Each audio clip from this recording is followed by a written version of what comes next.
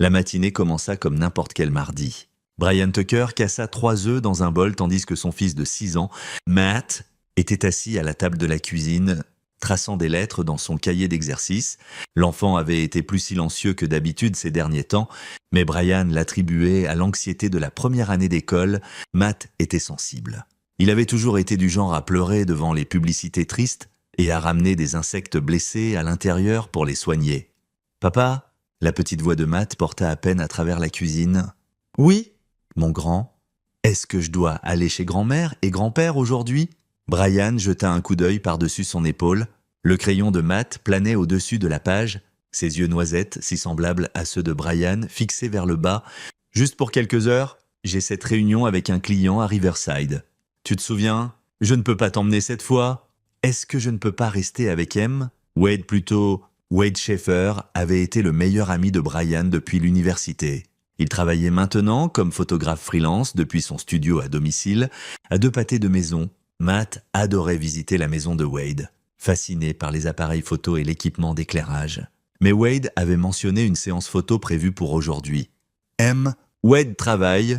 Mon grand? En plus, grand-mère a dit qu'elle préparait tes biscuits préférés. » Matt resserra sa prise sur le crayon. « Papa, s'il te plaît, je ne veux pas y aller. » Brian se tourna complètement maintenant, spatule en main. « Qu'est-ce qui ne va pas? Est-ce qu'il s'est passé quelque chose la dernière fois ?» Le visage du garçon se plissa, ce signe révélateur que les larmes se formaient. « Grand-père se fâche quand je pleure, et grand-mère dit que je suis trop mou. Ils me font faire des choses et ça fait mal. » Et Brian traversa jusqu'à la table, s'agenouillant à côté de la chaise de son fils.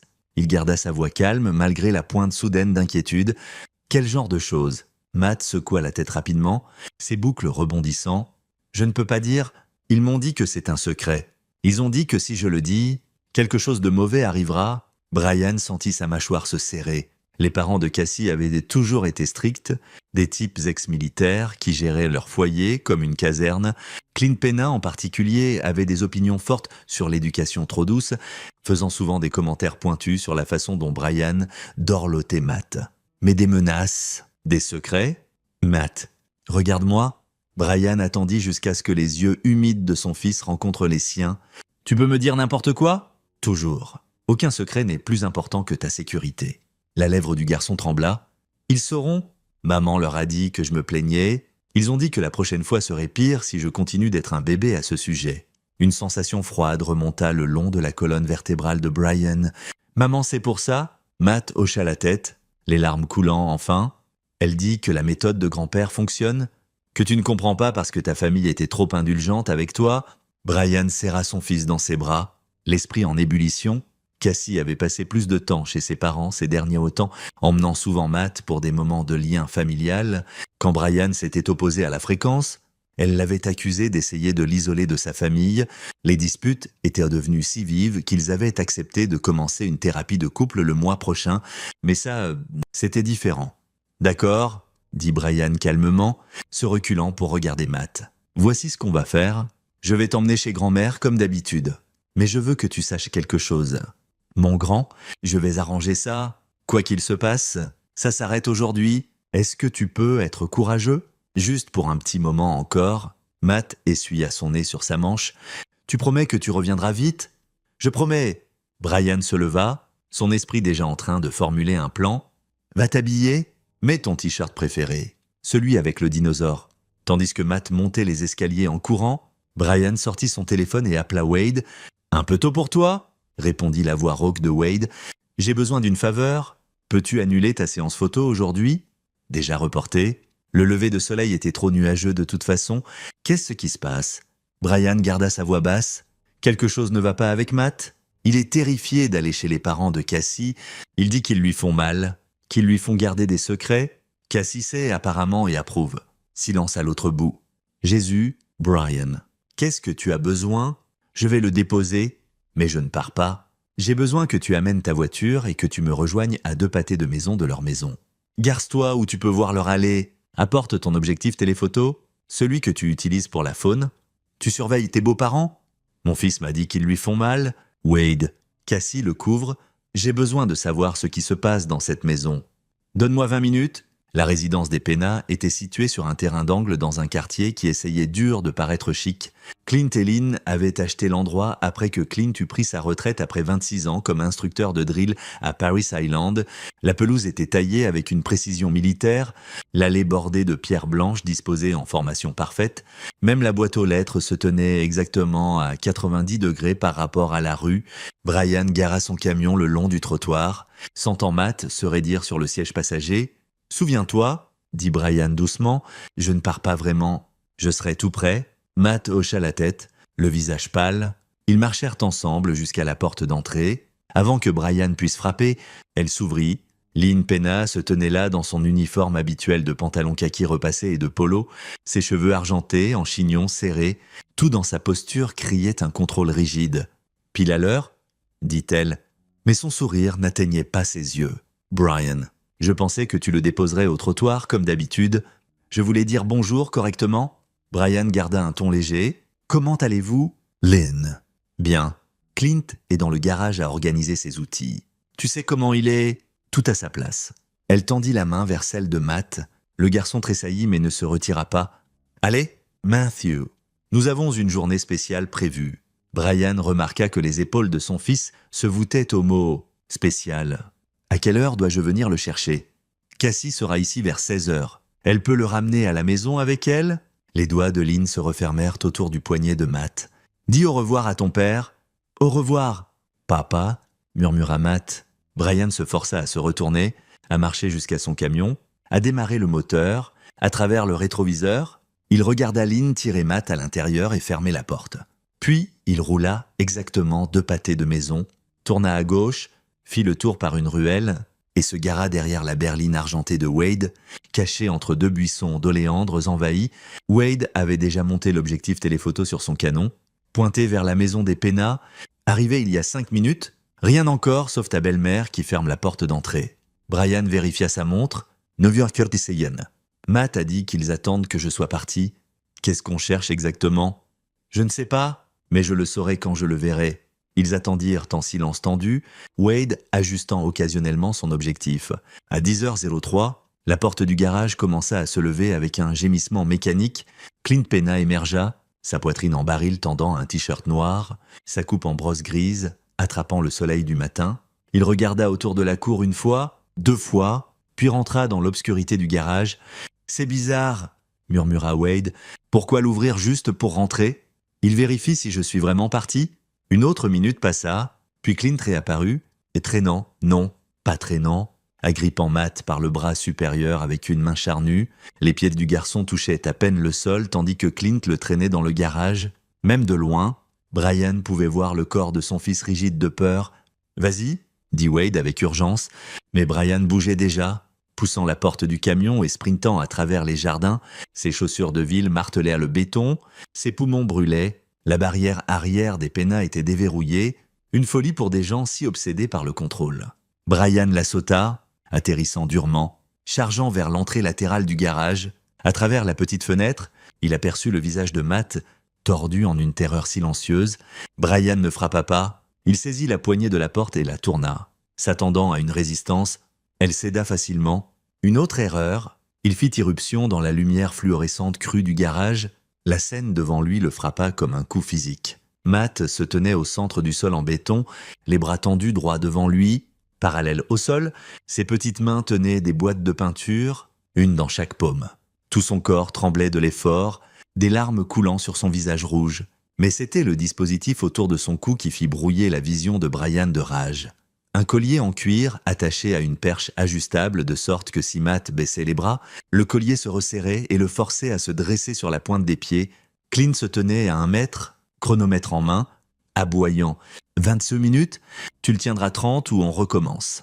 Arrête de pleurer, les larmes sont la faiblesse qui quitte le corps. » Et là, dans le coin, Cassie était assise sur une chaise pliante, son téléphone levé, filmant tout.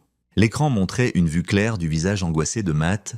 Le chronomètre tournant dans le coin du cadre, elle vit Brian en premier. Son expression ne changea pas de culpabilité, pas de surprise, juste une évaluation calme et mesurée. « Chérie » dit-elle d'une voix égale, « tu n'es pas censé voir ça encore ?» Les genoux de Brian fléchirent, il se retint contre le cadre de la porte.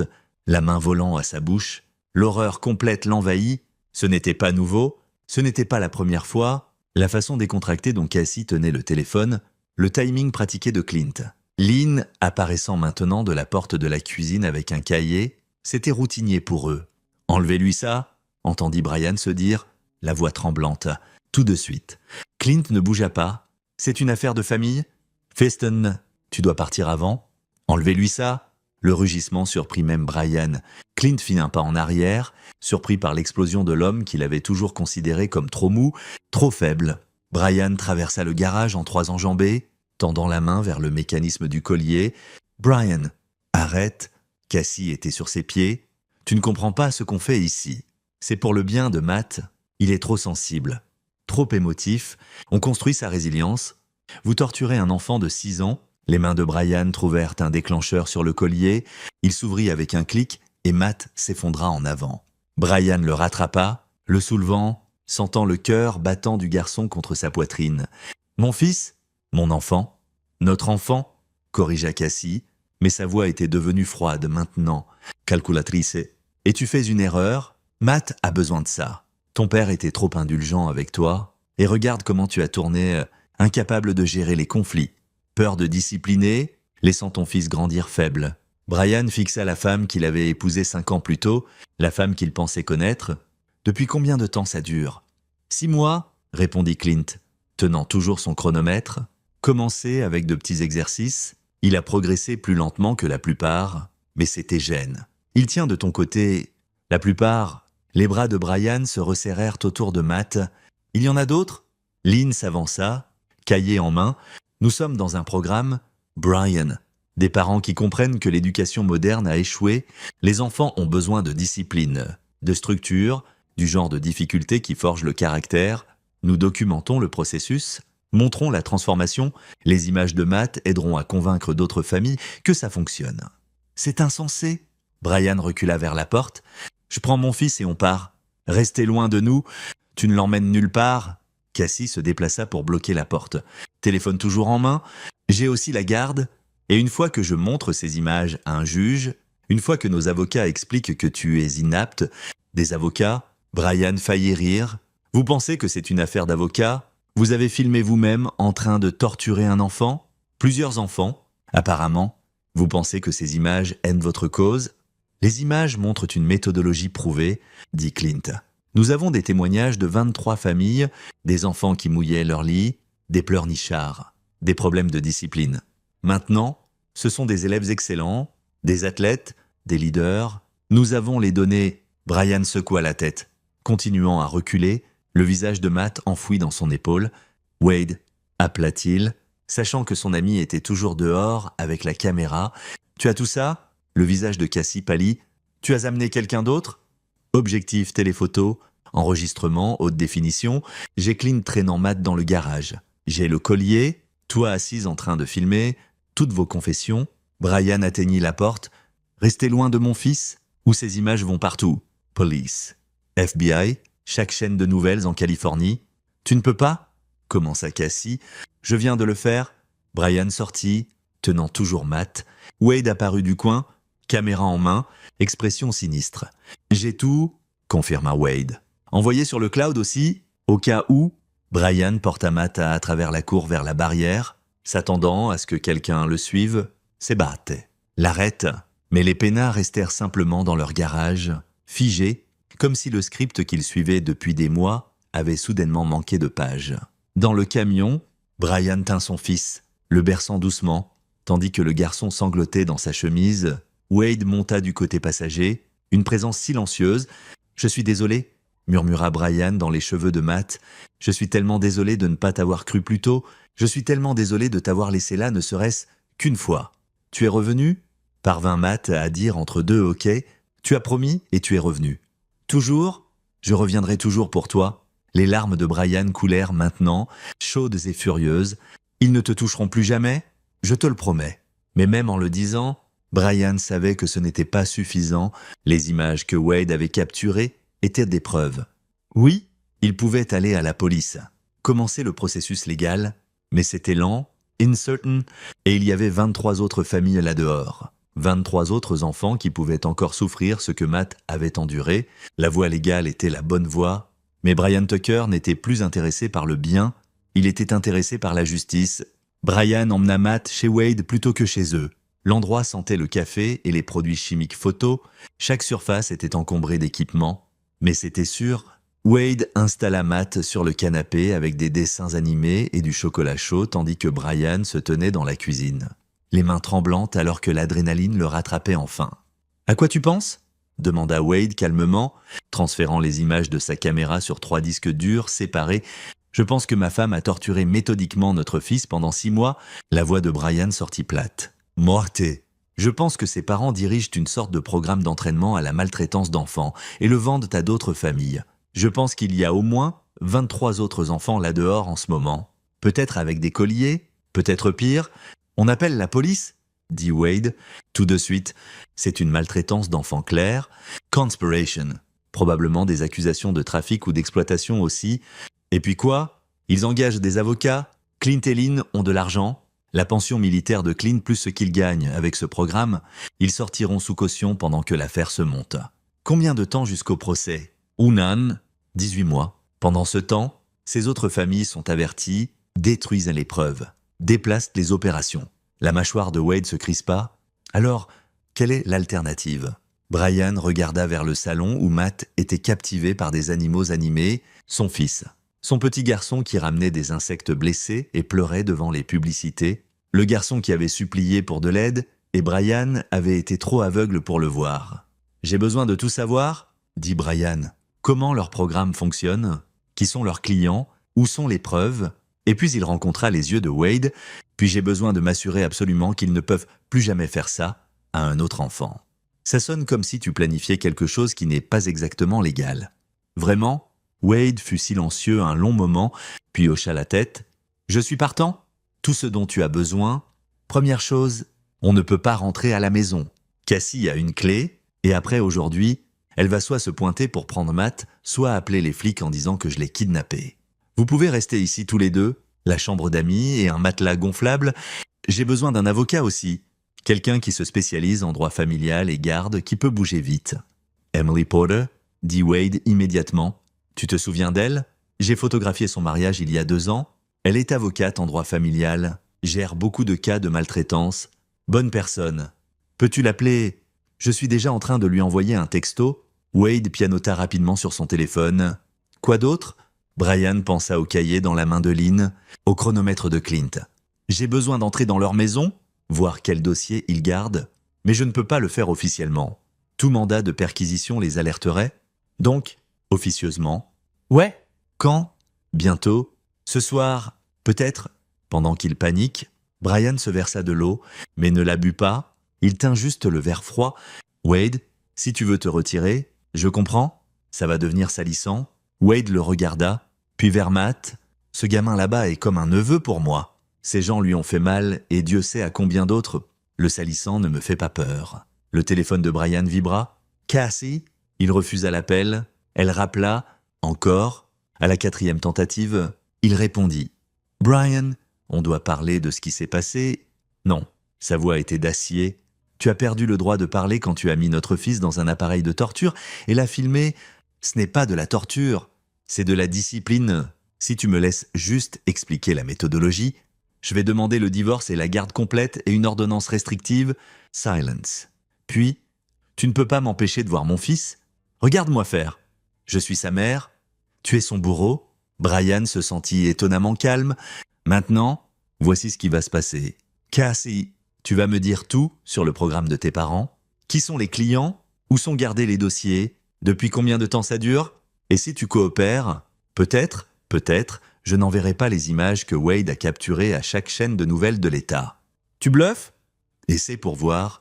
Une autre pause. « Je veux l'immunité de quoi? De tout ce que tu planifies? Je te connais? Brian, tu n'es pas du genre à pardonner et oublier. Quand quelqu'un fait mal à ce qui est à toi, donne-moi l'immunité et je te dirai ce que tu veux savoir. » Brian faillit rire. « Tu veux un accord? Je suis la mère de Matt.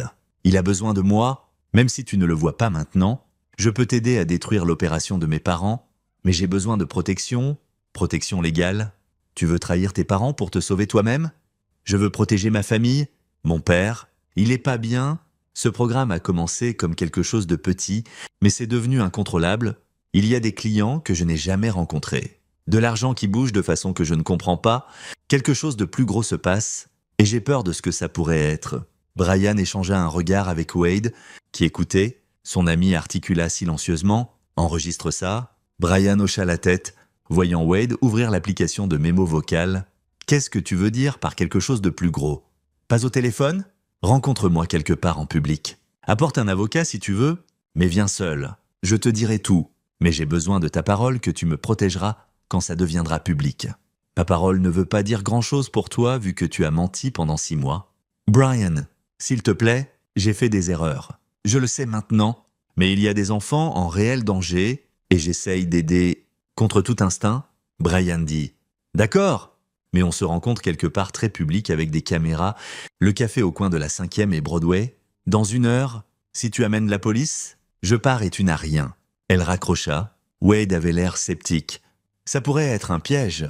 Probablement. Brian était d'accord, mais elle avait l'air effrayée. Et s'il y a vraiment plus d'enfants en danger, j'ai besoin de savoir. Je surveillerai Matt. Mais Brian, sois prudent. Des gens comme les Pena ne dirigent pas des opérations comme ça sans connexion. Tu pourrais te jeter dans quelque chose de plus gros que tu ne le réalises. Brian hocha la tête, mais son esprit calculait déjà les risques et les angles. Cassie voulait l'immunité, ce qui signifiait qu'elle savait des choses valant d'être échangées, et si son propre père l'effrayait, alors le programme n'était pas juste sur la discipline, c'était sur l'argent. Probablement beaucoup d'argent.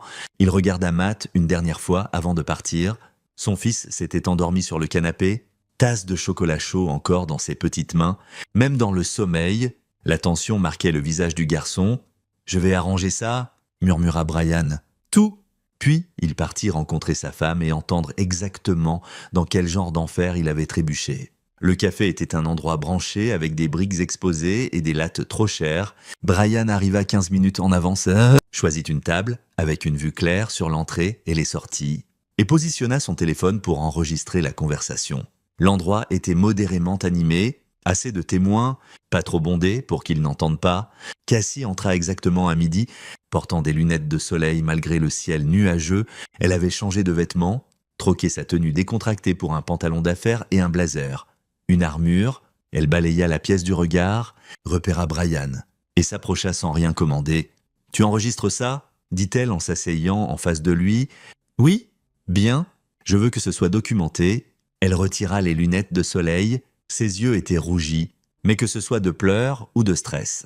Brian ne pouvait pas dire « J'ai besoin que tu comprennes quelque chose d'abord. J'aime Matt. Je sais que tu ne le crois pas maintenant, mais je l'aime. Je pensais que je l'aidais en le torturant, en le rendant plus fort. » Elle le dit sans ironie, comme si ça faisait parfaitement sens. Mon père m'a élevé de la même façon, position de stress, bain d'eau froide, privation de sommeil, tout ça, et je suis réussie. Je suis forte? Je pensais... Tu pensais que la maltraitance d'enfants était normale parce que ça t'est arrivé? Je pensais que j'empêchais qu'ils deviennent faibles comme... Elle s'arrêta. Comme moi? Cassie détourna le regard. Mes parents disaient que tu étais faible, que j'avais épousé en dessous de mon potentiel. Quand Matt a commencé à montrer des signes d'être trop sensible, trop émotif, ils m'ont convaincu que c'était tes gènes. Ils disaient que si on n'intervenait pas tôt, il finirait comme un autre homme mou qui ne pourrait pas gérer le monde réel. Brian sentit quelque chose de froid s'installer dans son estomac. Quand as-tu commencé à planifier ça? Avant même qu'on ait Matt, mes parents ont suggéré que j'épouse quelqu'un de malléable, quelqu'un qui ne questionnerait pas leur méthode quand le moment viendrait. Elle rencontra enfin ses yeux. Je suis désolé, je sais que ça ne répare rien, mais je le suis. Combien de familles? 32 clients actifs, ils perdent 5 000 à 50 000 selon la durée et l'intensité du programme. La main de Brian se resserra sur sa tasse de café. C'est plus d'1 million de dollars, potentiellement plus. Ce sont des programmes gradués. Certains enfants sont dans le système depuis 3 ans. Mon Dieu, ça empire. Cassie se pencha en avant. Il y a 2 mois, un homme nommé Alvin Walker a approché mon père. Tu es sur quelque chose de plus gros? Je ne sais pas exactement quoi, mais il a visité des installations comme celle de mes parents, recrutant. Il leur a offert un demi-million pour franchiser leur méthode. Étendre à d'autres villes, mon père a sauté sur l'occasion. Des installations, il y en a d'autres, au moins 4 que je connais en Californie. Peut-être plus hors de l'état, Walker les coordonne, partage les listes de clients, les meilleures pratiques. Il construit un réseau. Elle sortit son téléphone, le glissa à travers la table. Ce sont les fichiers que j'ai pu accéder. Nom de client, addresses, enregistrement de paiement, et voilà les informations de contact de Walker. Brian fit défiler les documents, l'estomac retourné, certaines adresses étaient locales. Il reconnaissait des noms de rues, des quartiers. Ce n'étaient pas des monstres distants, c'étaient des voisins. Pourquoi me donnes-tu ça? Parce que la semaine dernière, un des enfants est mort, le bruit du café sembla s'estomper. Quoi? Un garçon à San Diego, arrêt cardiaque pendant un exercice de stress. Il avait 8 ans. Walker l'a fait disparaître, a payé le légiste, l'a listé comme une condition cardiaque préexistante, mais j'ai vu le vrai rapport que mon père gardait. Cet enfant était en bonne santé avant le programme. Les mains de Cassie tremblaient, et j'ai réalisé alors de quoi j'avais fait partie. Pas de la discipline, de la maltraitance, de la torture, possible homicide involontaire. Et tu veux l'immunité pour ça? Je veux sortir avant qu'un autre enfant meure, et je veux que Matt soit en sécurité. Tu gagnes? Brian. Tu as la garde complète? Je signerai tout ce que tu veux. Mais j'ai besoin de protection contre Walker et ses gens, une fois que ça deviendra public. Je suis un risque pour eux. Brian l'étudia, essayant de déterminer ce qui était réel et ce qui était performance. Qu'est-ce que Walker gagne de ça à part l'argent? Je ne sais pas. Mais 2 fois je l'ai vu avec des hommes qui n'avaient pas l'air de parents inquiets. Des types militaires, et il y a des questions sur les formulaires d'admission pour les enfants. Pas juste des problèmes comportementaux, mais des capacités physiques, tolérance à la douleur, résilience psychologique. C'est comme si elle s'interrompit, comme s'il les testait pour quelque chose, triant pour des traits spécifiques. Cassie s'enveloppa de ses bras. Peut-être que je suis paranoïaque, mais Brian, j'ai peur et je veux sortir. Brian empocha son téléphone. Je parlerai à l'avocat. Pas de promesse sur l'immunité. Ce n'est pas à moi de décider. Mais si tes informations aident à démanteler ce réseau, je parlerai en ta faveur. C'est tout ce que je peux demander. Elle se leva pour partir. Cassie, elle se tourna. Est-ce que tu m'as vraiment aimé un jour ou c'était toujours partie de leur plan? Elle fut silencieuse un long moment. Je ne sais plus. Je suis désolée. Puis elle partit, laissant Brian seul avec un téléphone plein de preuves et une réalisation croissante que la maltraitance de son fils n'était qu'une petite pièce de quelque chose de beaucoup plus grand. Il appela Emily Porter sur le chemin du retour vers la maison de Wade. « Même Mathieu. Tucker, » répondit l'avocate. « Wade m'a briefé. Je suis horrifié par ce qui est arrivé à votre fils. J'ai déjà rédigé des motions d'urgence pour la garde. On peut les déposer cet après-midi. J'ai plus de preuves maintenant. Beaucoup plus. Et c'est plus gros qu'une seule famille. Combien plus gros? Multi-État, possiblement juridiction fédérale. Et il y a eu un mort. Silence. Puis, je pense qu'on doit avoir une plus longue conversation et peut-être impliquer quelqu'un du bureau du procureur. Non? Pas encore. Brian naviguait dans la circulation, l'esprit en ébullition. Les gens qui dirigent ça ont des connexions, de l'argent. Ils ont fait disparaître la mort d'un enfant. Si on passe par les canaux officiels, ils se disperseront. M. Tucker, je comprends que vous soyez en colère, mais je ne suis pas en colère. Je suis concentré et j'ai besoin de votre aide. Mais en tant qu'avocate, pas en tant qu'officier de justice. Pouvez-vous faire ça? Emily Porter soupira. Qu'est-ce que vous proposez? Je propose qu'on rassemble assez de preuves pour que ce soit absolument inattaquable avant d'aller public. Je propose qu'on identifie chaque enfant actuellement en danger et qu'on les extrait avant que le réseau sache qu'on arrive. Et je propose qu'on le fasse d'une façon où ces gens ne peuvent pas s'en sortir par des avocats ou disparaître dans un pays sans extradition. C'est de la justice vigilante.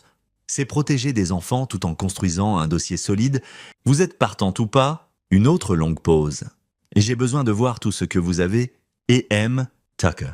Si quelqu'un est blessé dans cette croisade, je pars. Compris? Compris? Pouvez-vous me rencontrer à la maison de Wade Schaeffer? Donnez-moi 1 heure. Brian raccrocha et appela immédiatement un autre numéro. Un homme qu'il avait juré de ne plus jamais contacter, Jacob Fitzpatrick, répondit à la 3e sonnerie. Et Tucker. Ça fait un bail. J'ai besoin de ton aide? Jake. Avec quoi? Tu te souviens quand tu as offert de m'enseigner tout ce que tu sais sur la sécurité informatique? Tu as dit que j'aurais dû aller dans ton domaine au lieu de la gestion de construction. Je me souviens que tu as dit que mon domaine était trop proche de l'illégal pour ton confort. Ouais? Eh bien, mon niveau de confort vient de changer. Au moment où Brian revint à la maison de Wade, Matt était réveillé et jouait avec les vieux appareils photo de Wade. Examinant chaque objectif sous les instructions patientes de son ami, la normalité de ça, la concentration calme, l'explication douce firent serrer la gorge de Brian. C'était ce à quoi l'enfance devrait ressembler. Emily Porter arriva en premier, une femme dans la quarantaine avec des yeux bienveillants et une manière efficace. Elle écouta l'enregistrement de la confession de Cassie, examina les fichiers sur le téléphone de Cassie et prit des notes soigneuses. « C'est substantiel », dit-elle enfin. Avec la coopération de Madame Tucker, on pourrait construire un dossier qui démantèle tout le réseau, mais Tucker, ça doit impliquer les autorités. Le FBI a une unité contre l'exploitation des enfants et le trafic humain qui gère exactement ce type d'opération. Combien de temps ça prend de la plainte initiale aux arrestations? Semaines minimum, plus probablement des mois. Ils auront besoin de vérifier les informations, coordonnées entre juridictions, et pendant ces semaines ou mois, combien d'autres enfants souffrent? Combien en meurent? Brian secoua la tête. Je ne vais pas attendre. Alors, quel est votre plan? Avant que Brian puisse répondre, la sonnette retentit. Wade répondit, laissant entrer Jacob Fitzpatrick, un homme maigre aux tempes grisonnantes et avec l'intensité calme qui venait d'années dans le renseignement militaire.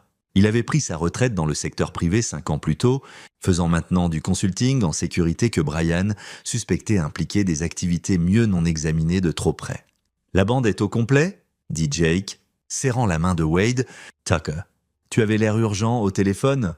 De quoi s'agit-il ?» Brian exposa tout, la maltraitance de Matt, le programme des PENA, le réseau de Walker, la mort à San Diego. Jake écouta sans interrompre, son expression s'assombrissant à chaque détail.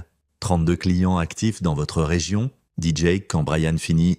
4 installations connues. Un coordinateur avec assez d'influence pour couvrir la mort d'un enfant.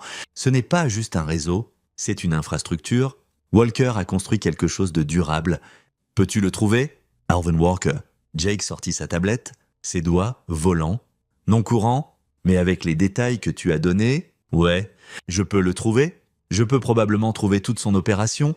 Si tu sais ce que je devrais faire pour accéder à ces informations, c'est une autre question. Je me fiche de la légalité maintenant. Emily Porter ferma les yeux. Je n'entends pas ça. Alors va attendre dans une autre pièce, dit Brian, pas méchamment. Mais Emily, tu l'as dit toi-même, semaines ou mois, je parle de jours. D'ici ce week-end, je veux chaque enfant hors de danger et chaque personne impliquée exposée. C'est impossible, dit Emily. Rien n'est impossible. Le sourire de Jake était tranchant. Juste cher et illégal? Heureusement pour toi, Tucker. J'ai été ennuyé ces derniers temps et je n'aime vraiment pas les gens qui font mal aux enfants. Jake, je ne peux pas te payer. Je n'ai pas demandé de paiement. Considère ça pro bono. En plus, certaines de mes méthodes ne marchent pas aussi bien. S'il y a une trace papier, il fit craquer ses jointures. J'aurais besoin d'accès au téléphone de Madame Tucker. Toute preuve physique de la maison des PENA est 12 heures. Peux-tu m'y faire entrer? Brian y pensa. Ce soir, ils vont se regrouper, probablement consulter Walker. Je peux surveiller l'endroit, attendre qu'ils partent. Effraction, dit Emily faiblement. Accès non autorisé à une propriété privée, surveillance illégale. Sentez-vous libre de partir à tout moment, dit Brian. Mais si vous restez, j'ai besoin que vous m'aidiez à comprendre le droit de garde. J'ai besoin que Matt soit protégé maintenant. Aujourd'hui, d'une façon que Cassie ne puisse pas contester ou renverser. Pouvez-vous faire ça? Emily regarda Matt, toujours en train d'examiner les objectifs photos avec un émerveillement enfantin, béatement inconscient des machinations adultes se passant dans la pièce voisine. Quelque chose durcit sur son visage. Je peux déposer des ordonnances d'urgence pour la garde basées sur une maltraitance documentée. La vidéo que Wade a capturée est un motif pour une intervention immédiate. Je peux aussi déposer des ordonnances restrictives contre Madame Tucker et les 2 grands-parents, efficaces immédiatement. Ça vous donne un soutien légal s'ils essaient de prendre Matt. Combien de temps? Et j'ai une amie qui est juge en droit familial. Si je dépose électroniquement dans la prochaine heure, elle peut examiner et signer aujourd'hui. Vous aurez la garde temporaire complète d'ici le dîner. Faites-le. Brian se tourna vers Wade. Tu es sûr de ça? Une fois que tu commences sur cette voie, il n'y a pas de retour en arrière. Brian regarda son ami. Puis Jake, puis Emily. Ils ont fait mal à mon fils pendant 6 mois pendant que j'étais trop aveugle pour le voir. Il y a 31 autres enfants là-dehors maintenant, peut-être plus, souffrant la même chose, et les gens responsables pensent qu'ils peuvent payer des légistes et faire tout disparaître. Donc ouais, je suis sûr. On est tous partants, dit Wade. Jake sortit une carte sur sa tablette. Montre-moi la maison des Pena, je la sonderai à distance, trouverai leur système de sécurité, déterminerai le meilleur point d'entrée. Emily rassembla ses affaires. Je vais faire le dépôt pour la garde. Mayhem, Tucker. Quand ce sera fini, quand vous aurez exposé le réseau et protégé ses enfants, vous devez laisser la loi gérer la punition. Promettez-le-moi. Brian rencontra à ses yeux ces viles inquiétudes-là, la peur qu'il devienne quelque chose de sombre dans sa quête de justice. Je promets que chaque personne impliquée aura exactement ce qu'elle mérite. Ce n'était pas tout à fait la promesse qu'elle voulait, mais c'était tout ce qu'il pouvait donner. Après le départ d'Emily, les trois hommes se rassemblèrent autour de la tablette de Jake, planifiant leur reconnaissance de la maison des Pena. Matt vit les expressions sérieuses et grimpa sur les genoux de Brian sans un mot. On joue à l'armée. Papa, quelque chose comme ça? Mon grand, on gagne! Brian embrassa le sommet de la tête de son fils, inspirant l'odeur de petit enfant de shampoing et d'innocence. On va gagner, je te le promets.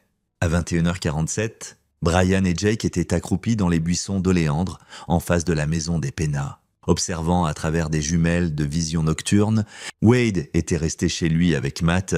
Maintenant, le contact téléphonique est prêt à appeler pour une distraction si nécessaire. Le système de sécurité est très basique, murmura Jake, vérifiant sa tablette. Câblé, pas intégré à une maison intelligente, je peux boucler les flux de caméras d'ici, détecteur de mouvement aux portes avant et arrière. Mais rien sur l'entrée latérale du garage. Probablement parce qu'il l'utilise aussi souvent qu'il déclenche des fausses alarmes. Des amateurs. Clint était militaire, contrecarra Brian. Il n'est pas stupide. Non, mais il est arrogant. Les gars militaires comme lui pensent que leur entraînement les rend intouchables. Ils ne comptent pas sur de vrais professionnels. Les doigts de Jake dansèrent sur son écran. Ok, les caméras sont en boucle de 30 secondes à partir de maintenant. On a une fenêtre de 20 minutes avant la détection de boucle. Entrer et sortir vite et silencieusement, ils traversèrent la rue, restant dans les ombres. La maison des Pena était sombre, sauf pour une lumière à l'étage, la chambre de Clint et Lynn. Selon Cassie, ils gardèrent des dossiers méticuleux de tout, stockés dans des armoires de classement, dans le bureau converti. C'était la cible principale. Jake crocheta la serrure de la porte du garage en moins de 15 secondes. L'estomac de Brian se noua alors qu'ils entrèrent dans l'espace où, quelques heures plus tôt, Matt avait souffert. Le dispositif du collier pendait encore à sa perche, un monument métallique à la cruauté. « Jésus !» souffla Jake en le voyant. « Tu n'exagérais pas ? J'aurais aimé... » Ils traversèrent le garage vers la maison proprement dite. Jake désactiva le détecteur de mouvement à la porte intérieure et ils entrèrent dans la cuisine.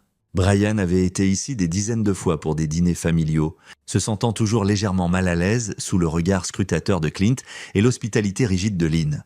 Maintenant, il voyait l'endroit différemment, pas comme une maison, mais comme un quartier général pour quelque chose de monstrueux. Le bureau était au bout du couloir, après le salon avec ses souvenirs militaires et son mobilier parfaitement arrangé. Brian avait toujours pensé que la décoration régimentée était juste Clint étant Clint. Maintenant, il se demandait si le contrôle s'étendait à tout dans leur vie, s'il voyait le monde entier comme quelque chose à discipliner pour le soumettre. Dans le bureau, Jake alla immédiatement vers les armoires de classement, tandis que Brian vérifia l'ordinateur. Il était protégé par mot de passe, mais Jake produisit une clé USB qui contourna la connexion en secondes. « Les dossiers clients sont tous ici », dit Jake, photographiant rapidement les documents avec son téléphone. « Norms, addresses, calendrier de paiement, c'est accablant. Et regarde, des références croisées à d'autres installations, San Diego, Sacramento, Fresno et Portland. C'est plus gros que la Californie ?» Brian ouvrit les emails sur l'ordinateur. La plupart étaient banals, mais un dossier étiqueté « Réseau AWE » contenait tout, correspondance avec Alvin Walker, contracts, méthodologie, manuel d'entraînement et des vidéos, des centaines de fichiers vidéo avec des noms cliniques. Sujet 12, jour 14, session 3. Brian en ouvrit un au hasard, une fille peut-être de 7 ans dans une position de stress similaire à celle que Matt avait endurée. Le timestamp courait pour 43 minutes. Il le ferma immédiatement, se sentant malade. « Copie tout », dit Brian. Chaque fichier, chaque email, chaque preuve. Déjà en cours, Jake avait produit un disque dur portable, transférant les données à haute vitesse. Ça va prendre 10 minutes. Cependant, on a le temps. C'est alors qu'ils entendirent la porte d'entrée s'ouvrir. Les deux hommes se figèrent. des pas dans le vestibule. Lords, Masculines, Clint. Et puis un second ensemble, plus léger, Cassie. Cuisine, porte à la voix de Clint. J'ai besoin de vérifier quelque chose. Brian et Jake se regardèrent en panique. Ils étaient dans le bureau, visible depuis le couloir. Si quelqu'un passait... Le transfert de données était à 42%, l'arrêté maintenant serait suspect. Laisser le disque pourrait être désastreux. Jake prit une décision rapide. Il saisit le disque dur, le débrancha malgré l'avertissement de protestation de l'ordinateur et le fourra dans sa veste. Puis il tira Brian vers la fenêtre, une fenêtre au rez-de-chaussée qui donnait sur la cour latérale. « Vas-y !» siffla Jake. La fenêtre était peinte fermée. Brian sortit un multi-outil de sa poche, travaillant le joint aussi silencieusement que possible. Derrière eux, des pas approchaient du bureau. La porte s'ouvrait, la fenêtre céda. Brian et Jake tombèrent dans le parterre de fleurs juste au moment où les lumières du bureau s'allumèrent. Ils roulèrent dans les ombres contre la maison, respirant à peine. À travers la fenêtre, ils pouvaient voir Clint et Cassie entrer dans le bureau. Cassie avait l'air terrible, mascara coulant. Toujours dans les mêmes vêtements que plus tôt, Clint avait l'air furieux. « Je n'arrive pas à croire que tu lui as donné ces informations, » disait Clint. « Tu comprends ce que Walker va faire quand il le découvrira. » J'ai dû... Brian a des images. Papa, de vraies images de nous. Et alors, on les discréditera. On dira que c'est monté. On a géré des clients réticents avant. Pas comme ça. Brian ne recule pas. Il va prendre Matt et disparaître si on ne... Alors on s'assure qu'il ne peut pas. La voix de Clint devint froide. Walker a des ressources, des gens qui gèrent les complications. Brian va avoir un accident très malheureux. Le sang de Brian se glaça. « Tu ne peux pas ?» dit Cassie, mais ça sonnait faible. « Regarde-moi faire. Il menace tout ce qu'on a construit. Le réseau, les revenus, notre réputation. Un civil mou ne va pas détruire 20 ans de travail. » Clint remarqua l'écran de l'ordinateur montrant encore le dossier email. « Tu as laissé ça ouvert ? Non ? Quelqu'un est venu ici ?» Clint sortit son téléphone. « Walker doit savoir maintenant. » Brian et Jake n'attendirent pas d'en entendre plus. Ils rampèrent le long du côté de la maison, atteignirent la cour avant, sprintèrent vers les oléandres. Derrière eux, des lumières commencèrent à s'allumer dans toute la maison des Penna. Ils atteignirent la voiture de Jake, garée à 3 pâtés de maison, et roulèrent en silence tendu jusqu'à être à une distance sûre. « Eh bien, » dit Jake enfin, « ça s'est passé à peu près aussi bien que prévu. »« Il va me tuer ?» Les mains de Brian tremblaient. « Clint va me faire tuer ? Il va essayer ?» Grande différence. Jake tapota le disque dur dans sa veste. « Mais on a la plupart de ce qu'on a besoin, et maintenant on sait qu'il panique. Les gens qui paniquent y font des erreurs. » Le téléphone de Brian vibra. Emily Porter appelant à presque 22h30. « M. Tucker. J'ai votre ordonnance d'urgence pour la garde. C'est officiel. Vous avez la garde légale et physique complète de Matt immédiatement. Mais je dois vous dire quelque chose. Je viens de recevoir un appel de l'avocat de Cassie Tucker. Elle rétracte sa déclaration précédente, prétend que vous l'avez contrainte à confesser et dépose pour la garde complète elle-même. Quand ? Ils ont déposé il y a 20 minutes. Audience d'urgence fixée pour demain matin. Ils bougent plus vite que nous. Quoi ? Brian dit « Rien. Merci. » Emily, à demain au tribunal. Il raccrocha et regarda Jake. Ils essayèrent de prendre Matt légalement pendant qu'il planifie de m'éliminer définitivement. Combien de données as-tu ? Peut-être 60% de ce qui était sur cet ordinateur, assez pour commencer. Alors on commence. Appelle tous ceux que tu connais qui peuvent t'aider. On expose ça ce soir. C'est presque minuit. Je m'en fiche. On n'a pas le temps d'attendre. Quelque part là-dehors, 32 enfants sont dans le même enfer que Matt, et chaque heure qu'on retarde est une heure de plus où ils souffrent. La mâchoire de Brian se serra. Donc on ne retarde pas, on agit.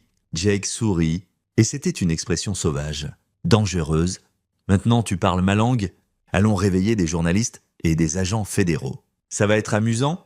Ils se reconvinrent à la maison de Wade, étalant des impressions de preuves sur la table de la salle à manger.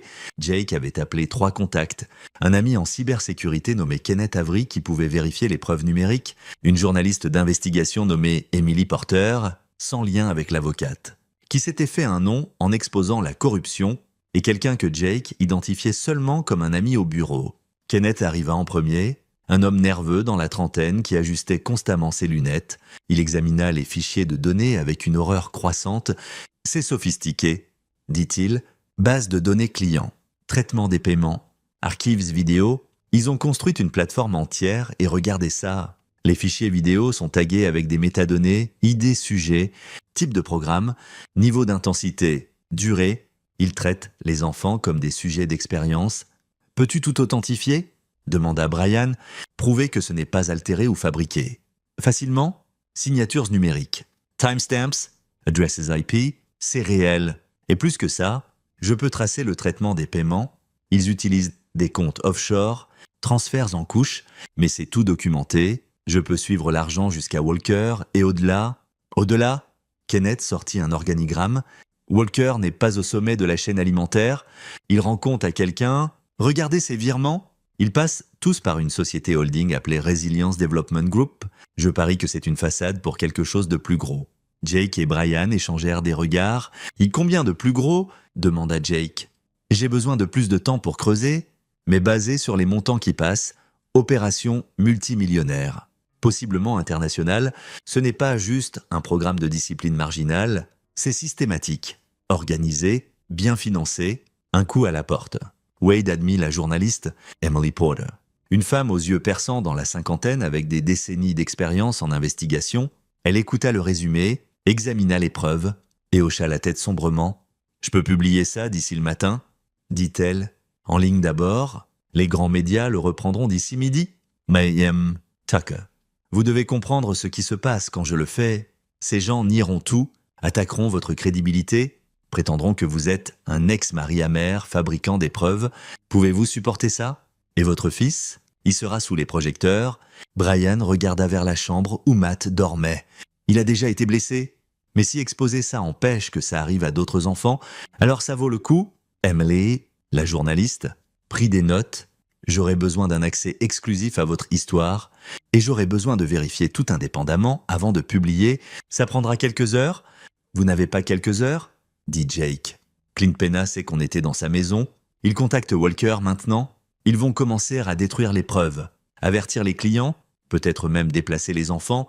Vous publiez ce que vous pouvez vérifier immédiatement et mettez à jour au fur et à mesure. Ce n'est pas comme ça que fonctionne le journalisme. Ça l'est quand des vies d'enfants sont en jeu.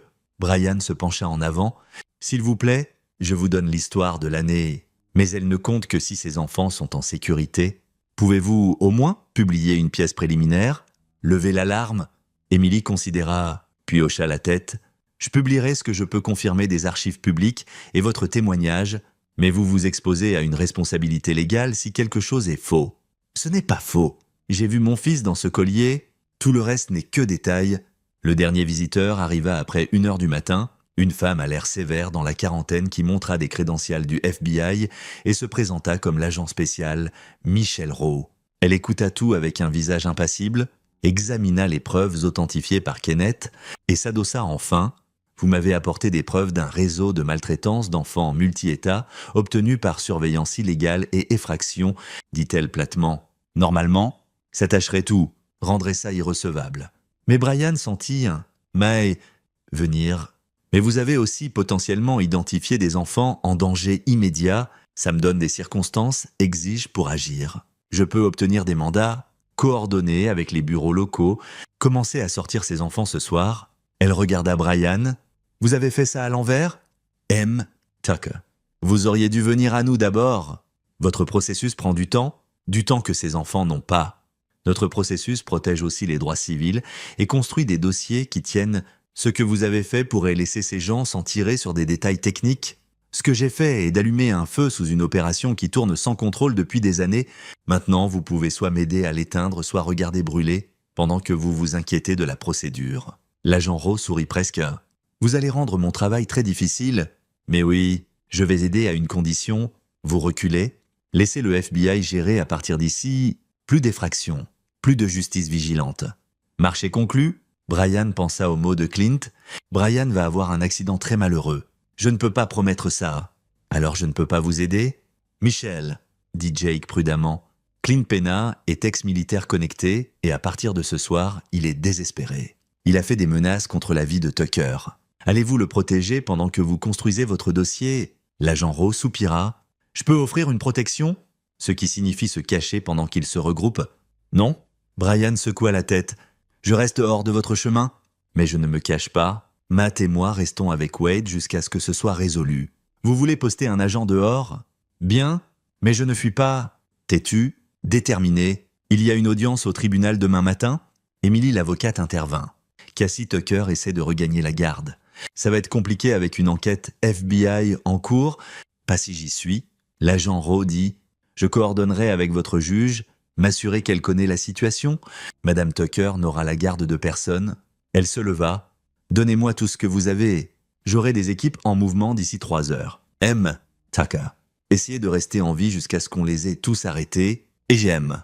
Fitzpatrick. La prochaine fois que vous voulez me donner des preuves.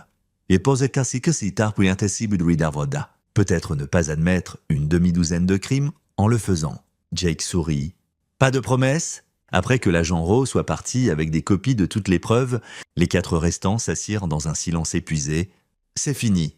demanda Wade. « C'est terminé ?»« Pas même proche ?» dit Brian. « Le FBI va bouger sur les cibles évidentes.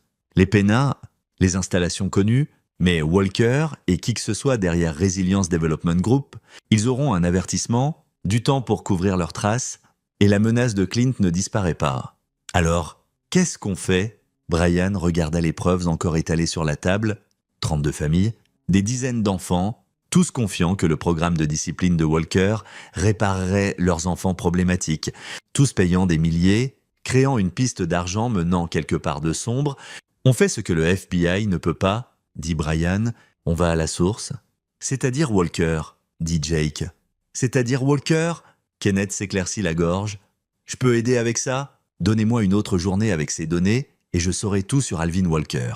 Où il vit, comment il opère, qui il parle. Tout, fais-le. Brian sentit un calme étrange s'installer sur lui. Demain, le FBI raide les installations et l'histoire devient publique. C'est le chaos pour Walker. Pression, erreur. C'est là qu'on bouge sur lui. Et on fait quoi exactement ? Demanda Wade. Le faire confesser tout sur caméra ? Norms, emplacements. Les gens qui financent ça, tout ce que le FBI pourrait manquer. Brian rencontra le regard inquiet de son ami. Je sais comment ça sonne, mais ce n'est plus sur la vengeance. C'est sur s'assurer que chaque personne impliquée fasse face aux conséquences. Jake hocha la tête lentement. Tu auras besoin d'aide ? Ce Walker ? S'il dirige un réseau aussi gros, il ne va pas se laisser faire gentiment. Je ne te demande pas de... Tu ne demandes pas ? Je me porte volontaire. Jake jeta un œil à Wade. Tu es partant ? Wade pensa à Matt, au collier, à 32 autres enfants. Ouais, je suis partant. Kenneth ajusta ses lunettes. Je suis juste un gars en informatique, mais je fournirai tout le support dont vous avez besoin. Informations, communication, quoi que ce soit. Brian sentit quelque chose comme de la gratitude coupée à travers la colère et la peur. Merci à tous. Emily, la journaliste, avait été silencieuse. Prenant des notes, maintenant elle leva les yeux. Je publie dans 4 heures. Ça donne au FBI le temps de commencer à bouger. May M. Tucker. Une fois que ça sort, votre vie change. Vous serez célèbre. Controversé. Les gens investigueront chaque aspect de votre vie à la recherche de saleté. Êtes-vous prêt pour ça ? Tant que Matt est en sécurité, je m'en fiche. Et la justice ? La vraie justice. Pas juste les conséquences légales. Qu'est-ce que vous voulez dire ? Je veux dire, ces gens, les clients, les parents qui ont payé pour ça, ils ne feront pas face à des accusations criminelles. Ils prétendront qu'ils ne savaient pas, qu'ils ont été trompés. Ils pensèrent que c'était légitime. La plupart s'en tireront avec rien de pire que de l'embarras. Est-ce que ça vous convient ? Brian y pensa. 23 familles, avait dit Clint. Puis Cassie avait dit 32, tous volontairement payants pour que leurs enfants soient torturés. Tout complice. Non, admit-il. Ça ne me convient pas ? Alors, qu'est-ce que vous allez faire à ce sujet ? Je ne sais pas encore. Un problème à la fois. Emily sourit et ce n'était pas entièrement gentil. Souvenez-vous juste, M. Tucker. Vous n'avez pas à jouer selon leurs règles. Parfois, la meilleure justice n'est pas légale, c'est poétique. Elle partit après ça, promettant de lui envoyer un brouillon de l'article avant de publier. Les autres se dispersèrent peu après. Jake pour commencer à planifier leur approche de Walker, Kenneth pour creuser plus profond dans les dossiers financiers, Wade pour attraper quelques heures de sommeil avant le matin. Brian s'assit seul dans le salon, regardant le soleil se lever à travers la fenêtre, pensant aux mots d'Emily, justice poétique. Les faire sentir ce qu'ils avaient infligé, retourner leur méthode contre eux. Une idée commença à se former. sombre et satisfaisante. Mais ça viendrait plus tard. D'abord, il devait survivre demain. L'audience de garde à 9 heures était une formalité. L'agent Rowe témoigna sur l'enquête en cours et l'avocate de Brian présenta les preuves vidéo. L'avocat de Cassie essaya d'arguer la contrainte et le malentendu, mais la juge, une femme sévère nommée Geraldine Mills, n'était pas d'accord. « Madame Tucker, j'ai examiné les preuves, » dit la juge Mills. « J'ai vu les images de votre fils en détresse évidente dans un dispositif clairement conçu pour causer de la douleur. J'ai entendu votre confession enregistrée, à moins que vous puissiez fournir une raison convaincante pourquoi je ne devrais pas accorder la pétition d'urgence de M. Tucker pour la garde. Je suis prête à statuer. » Cassie se leva, paraissant petite et défaite. « Je ne peux pas. Votre honneur. Mon mari a raison. Matt devrait être avec lui. » Des murmures ondulèrent à travers la salle d'audience. La juge Mills haussa un sourcil. « Vous ne contestez pas ? Non ? Votre honneur. Je suis aussi... » Cassie prit une respiration tremblante. « Je suis prête à témoigner contre mes parents et Alvin Walker en échange d'une considération pour coopération.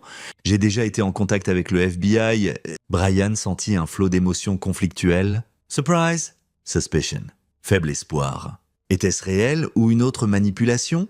La juge Mills hocha la tête. « Très bien, j'accorde à M.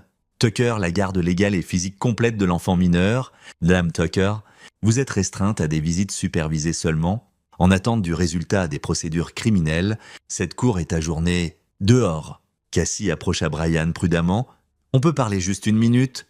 Brian regarda l'agent Rowe, qui hocha la tête pour permission. Ils s'écartèrent de la foule. « Je pensais ce que j'ai dit là-dedans ?» dit Cassie calmement. « Je coopère pleinement. Et Brian, je sais que tu ne le crois probablement pas, mais j'aime Matt. J'avais tort. Mes parents avaient tort. Je les ai laissés me convaincre que lui faire mal l'aidait. Et je le regretterai pour le reste de ma vie. Tu devrais... Je sais, je ne demande pas le pardon. Je demande qu'un jour, quand Matt sera plus vieux, tu lui dises que j'ai essayé de réparer, que j'ai aidé à arrêter ça. » Brian l'étudia, essayant de voir au-delà de la performance à n'importe quelle vérité qui pourrait exister dessous. « Est-ce que tes parents m'ont vraiment menacé ? Ou c'était aussi une actrice ? Mon père est dangereux quand acculé ? S'il te plaît, sois prudent. Il n'est pas bien, le programme, le contrôle, l'argent. Ça l'a consommé, il fera n'importe quoi pour le protéger. Bon à savoir. » Brian se tourna pour partir. « Brian. » Il regarda en arrière. « Merci d'avoir vu ce que je ne pouvais pas. Merci d'avoir sauvé notre fils. » Il ne répondit pas. Parti juste. Certaines trahisons étaient trop profondes pour des mots. À midi, l'histoire d'Emily, la journaliste, avait explosé à travers les nouvelles nationales, réseau de maltraitance d'enfants multi-États exposé, raid du FBI sur 4 installations. L'article incluait l'interview de Brian, des extraits des preuves et des photos du dispositif du collier. Les chaînes câblées le reprirent. Les forums Internet disséquèrent chaque détail et le terme « réseau de discipline ». Trenda mondialement. Brian regarda la couverture depuis le salon de Wade, Matt jouant calmement à côté de lui. Le garçon ne comprenait pas pleinement ce qui se passait seulement qu'il restait avec M. Wade pour un moment et maman ne viendrait pas. « Papa ?» demanda Matt pendant une pause publicitaire. « Est-ce que grand-mère et grand-père sont en difficulté ?»« Oui, mon grand, ils le sont à cause de ce qu'ils m'ont fait. À cause de ce qu'ils t'ont fait à toi et à d'autres enfants. » Matt considéra ça bien. Ils étaient méchants. L'évaluation simple et enfantine faillit briser Brian. Il l'était, mais tu es en sécurité maintenant. Je promets. Son téléphone sonna. Kenneth. J'ai tout sur Walker, dit Kenneth excité. Adresse domicile, façade d'affaires, compte bancaire, dossier de voyage. Ce gars opère depuis 6 ans. Tucker. Le réseau est bien plus gros qu'on pensait. Combien plus gros ? 12 installations à travers 8 États. Plus de 200 enfants dans les programmes, à tout moment, revenu brut plus de 8 millions annuellement. Et écoute ça, le Resilience Development Group, il est financé par une firme de capital privé appelée Barker Strategic Ventures. Jamais entendu parler ? La plupart des gens non. Il se spécialise dans le développement de capital humain non conventionnel. Traduction, il finance des programmes qui poussent les limites éthiques, prisons, contractors militaires, recherche en modification comportementale. Le réseau de Walker est juste un projet dans leur portfolio. Brian se sentit froid. Donc, ce n'est pas sur la discipline du tout. Ça ne l'a jamais été. C'est sur les données. Walker collecte des informations sur comment les enfants répondent au stress extrême, tolérance à la douleur, point de rupture psychologique, marqueur de compliance. Puis il vend cette recherche à Barker, qui l'emballe pour des clients qui veulent savoir comment briser et reconstruire des êtres humains. C'est maléfique? Ouais. Et ça empire. 3 des enfants qui sont passés par les programmes de Walker ont disparu, officiellement listés comme fugueurs ou rendus à des relatives. Mais pas de traces papier. Je pense que Barker recrute ceux qui montrent les bonnes caractéristiques. Les recrute pourquoi? Je ne sais pas. Mais rien de bon. Brian ferma les yeux, sentant l'ampleur de ça s'étendre au-delà de tout ce qu'il avait imaginé. Où est Walker maintenant? Adresse domicile à Laguna Beach? Endroit chic. Bull Domir, mais Tucker, le FBI le cherche aussi. Si tu y vas, je ne vais pas l'arrêter, je vais le faire parler. C'est ce que je pensais que tu dirais? Je t'envoie l'adresse et tout ce que j'ai trouvé. Sois prudent. Walker n'est pas comme les Penal, c'est un vrai croyant en ce qu'il fait. Après que Kenneth eut raccroché, Brian trouva Jake dans le garage de Wade assemblant de l'équipement. « On fait ça ce soir ?» dit Brian. « Walker est à Laguna Beach. Je le veux sur caméra confessant tout avant que le FBI le prenne. Le FBI a déjà émis un mandat. Il est probablement avec un avocat, ne parlant pas. Alors on le fait parler ?» Jake leva les yeux de la plateforme caméra qu'il construisait. « Tu veux lui extorquer des informations par torture? Je veux lui donner un goût de sa propre médecine? Voir comment il aime ça? C'est une ligne? Tucker, tu l'as franchie? Tu deviens comme eux? Non ?» La voix de Brian était dure. « Je deviens quelqu'un qui les arrête? Il y a une différence ?» Jake l'étudia un long moment, puis hocha la tête. « Ok, mais on fait ça intelligemment, on entre avec un plan, on prend ce dont on a besoin et on le laisse pour le FBI. Pas de dommages permanents, pas de point de non-retour. D'accord, d'accord. Alors allons ruiner la soirée d'Alvin Walker. » La maison de Walker était exactement ce que Kenneth avait décrit. Une structure moderniste en verre perchée sur les falaises de Laguna Beach, des vagues s'écrasant en dessous. La sécurité était substantielle mais prévisible.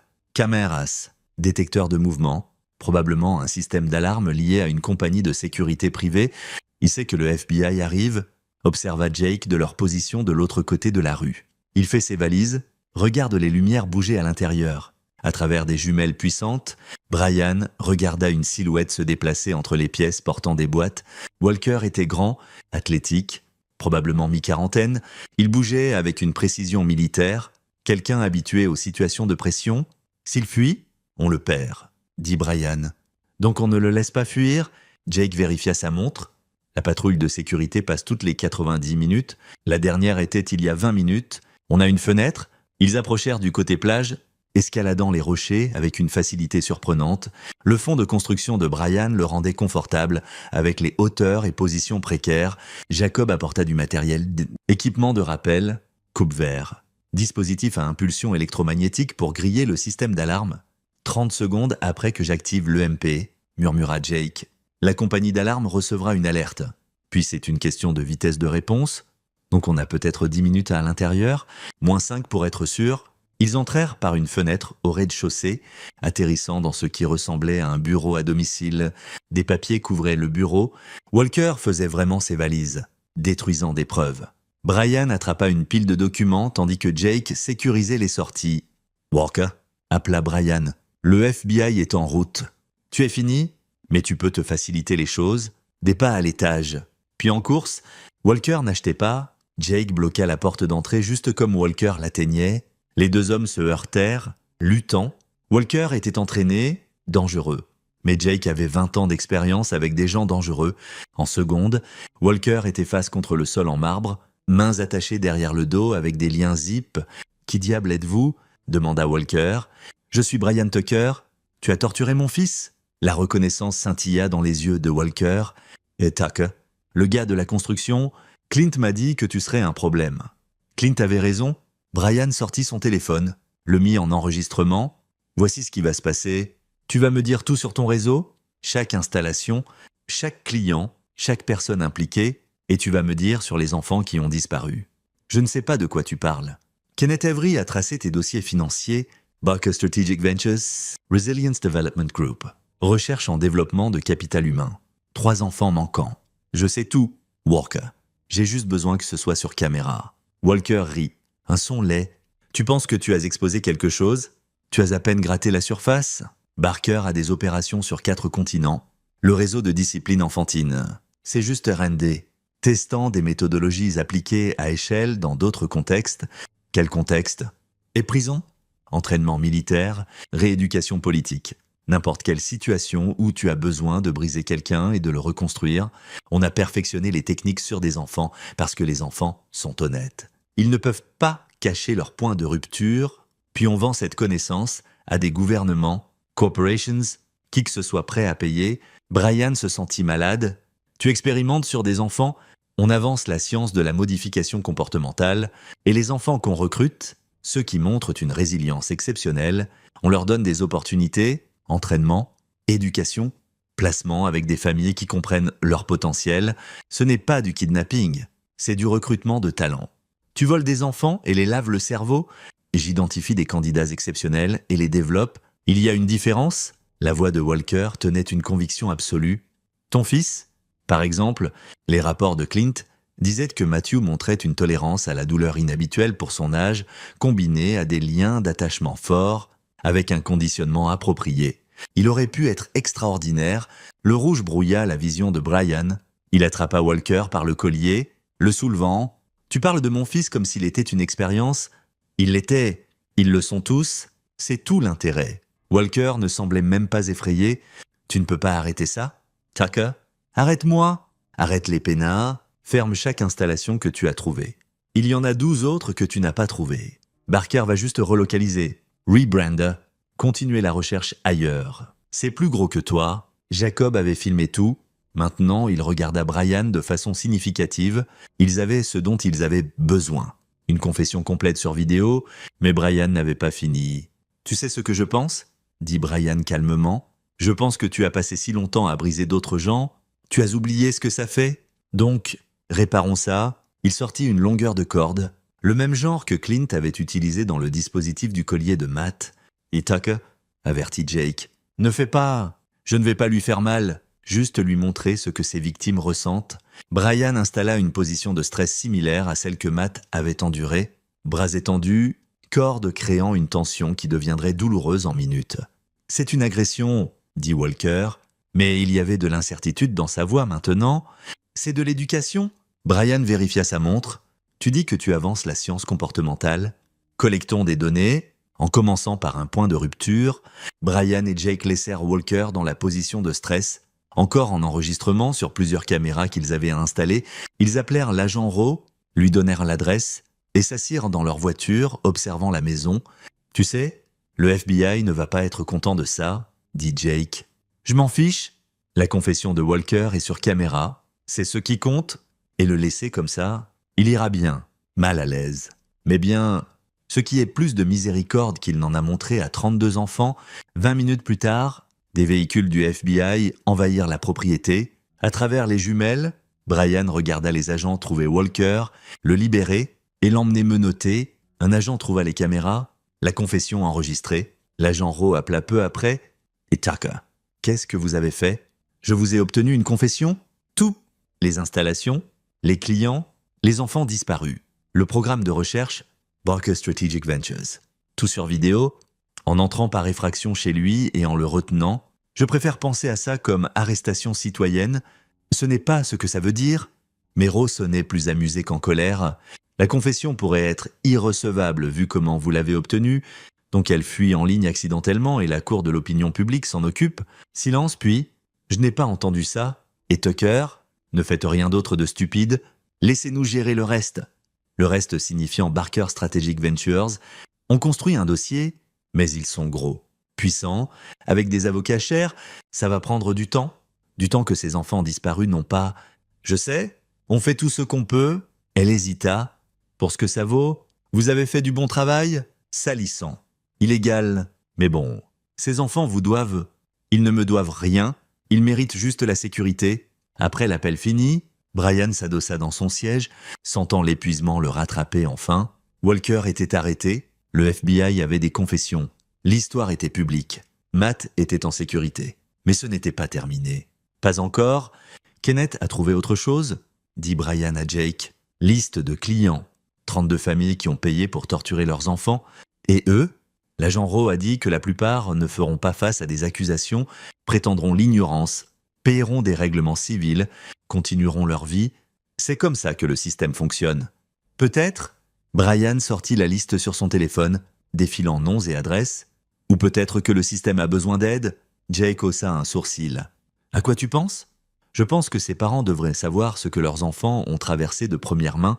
Ce n'est pas de la justice, Tucker, c'est de la vengeance. C'est de l'éducation. Même chose que j'ai donnée à Walker. Brian regarda son ami. Tu n'as pas à en faire partie? Tu as déjà fait plus que quiconque pourrait demander. Jake fut silencieux un long moment, observant les agents du FBI envahir la maison de Walker.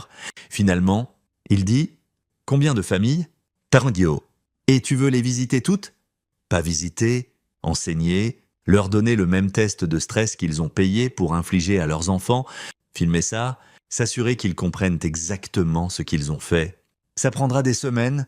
J'ai du temps. Matt est en sécurité. Garde sécurisée. Et ses parents méritent de comprendre leur choix. » Jake sourit. Cette même expression sauvage d'avant. « Tu vas commencer une panique morale. » « Bien, laisse les gens paniquer sur la torture d'enfants. Peut-être qu'ils y penseront à 2 fois. » « D'accord. » Jake démarra la voiture. « Allons être des éducateurs. » Au cours des 3 semaines suivantes, Brian et Jake visitèrent 28 des 32 familles. 4 avaient fui quand l'histoire avait éclaté, disparu pour éviter l'examen public. Mais le reste, ils étaient chez eux. Prétendant que rien n'était arrivé, espérant que le scandale passerait, Brian s'assurait que non. La méthode était simple, approcher les parents en privé, généralement la nuit, expliquer qui il était, le père dont le cas du fils avait fait éclater l'histoire, leur montrer des images de leurs propres enfants dans le programme tiré des archives de Walker, demander s'ils comprenaient ce pourquoi ils avaient payé. La plupart le niaient au début, prétendaient qu'ils pensaient que c'était de l'amour dur, discipline stricte, rien de nuisible. Ils avaient signé des décharges, assisté à des sessions d'orientation où Walker présentait le programme comme psychologie développementale de pointe.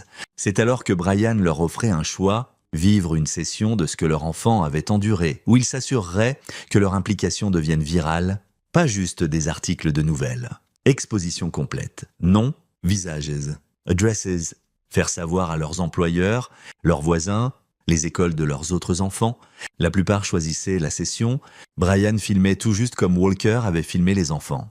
Il ne les torturait pas de douleur, pas de peur, rien de vraiment nuisible, juste des positions de stress.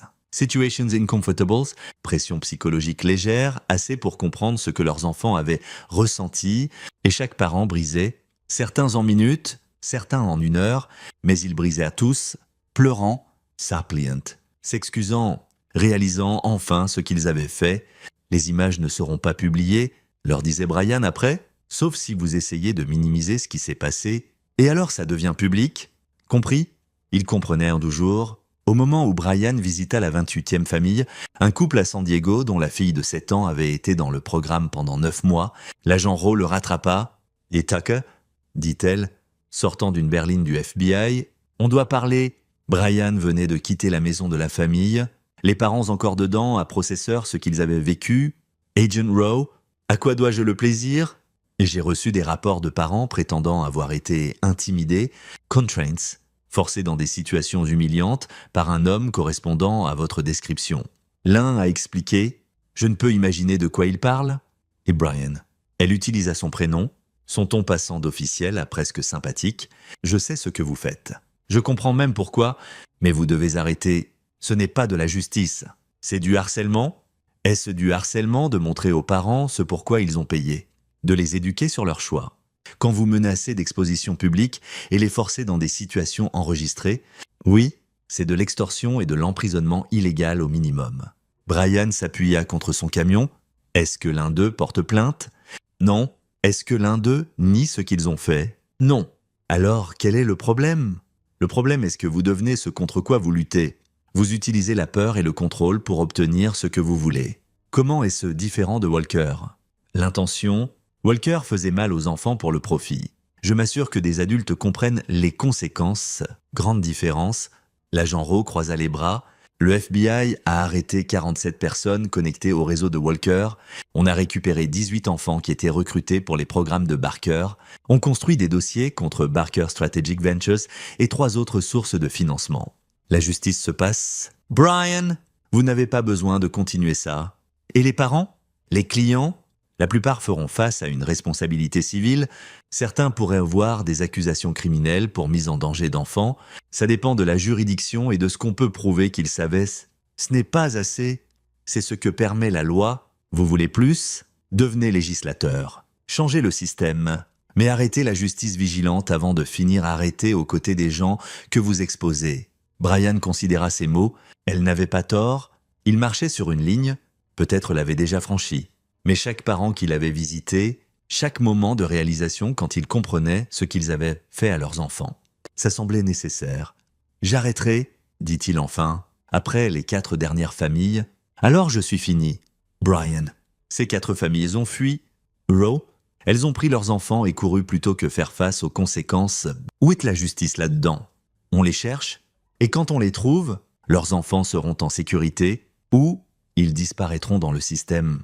Traumatisés et abandonnés, je ne sais pas, mais ce n'est pas votre job de réparer tout. Peut-être pas, mais c'est mon job de protéger Matt et des enfants comme lui. Et je n'ai pas fini encore. L'agent Roe le fixa un long moment. Si vous trouvez ces familles, vous m'appelez immédiatement. Vous ne les approchez pas seuls. Marché conclu. Marché conclu. Elle partit, et Brian savait qu'elle ne le croyait pas. Bon sang, il se croyait à peine lui-même, mais ces 4 familles, elles représentaient quelque chose. Des parents qui savaient que ce qu'ils avaient fait était mal et choisissaient de se cacher plutôt que de l'affronter. Ça ne pouvait pas tenir. Kenneth aida à les traquer. 2 avaient fui au Mexique, hors de portée de Brian.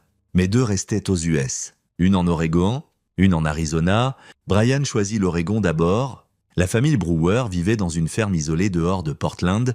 Carl et Cassie Brewer avaient inscrit leur fils de 8 ans, Tom, dans le programme de Walker après qu'il ait été diagnostiqué TDAH. Plutôt qu'accepter médicaments et thérapie, il voulait qu'il soit réparé par la discipline.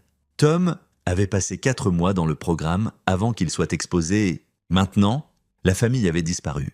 Propriété listée à vendre, téléphone déconnecté.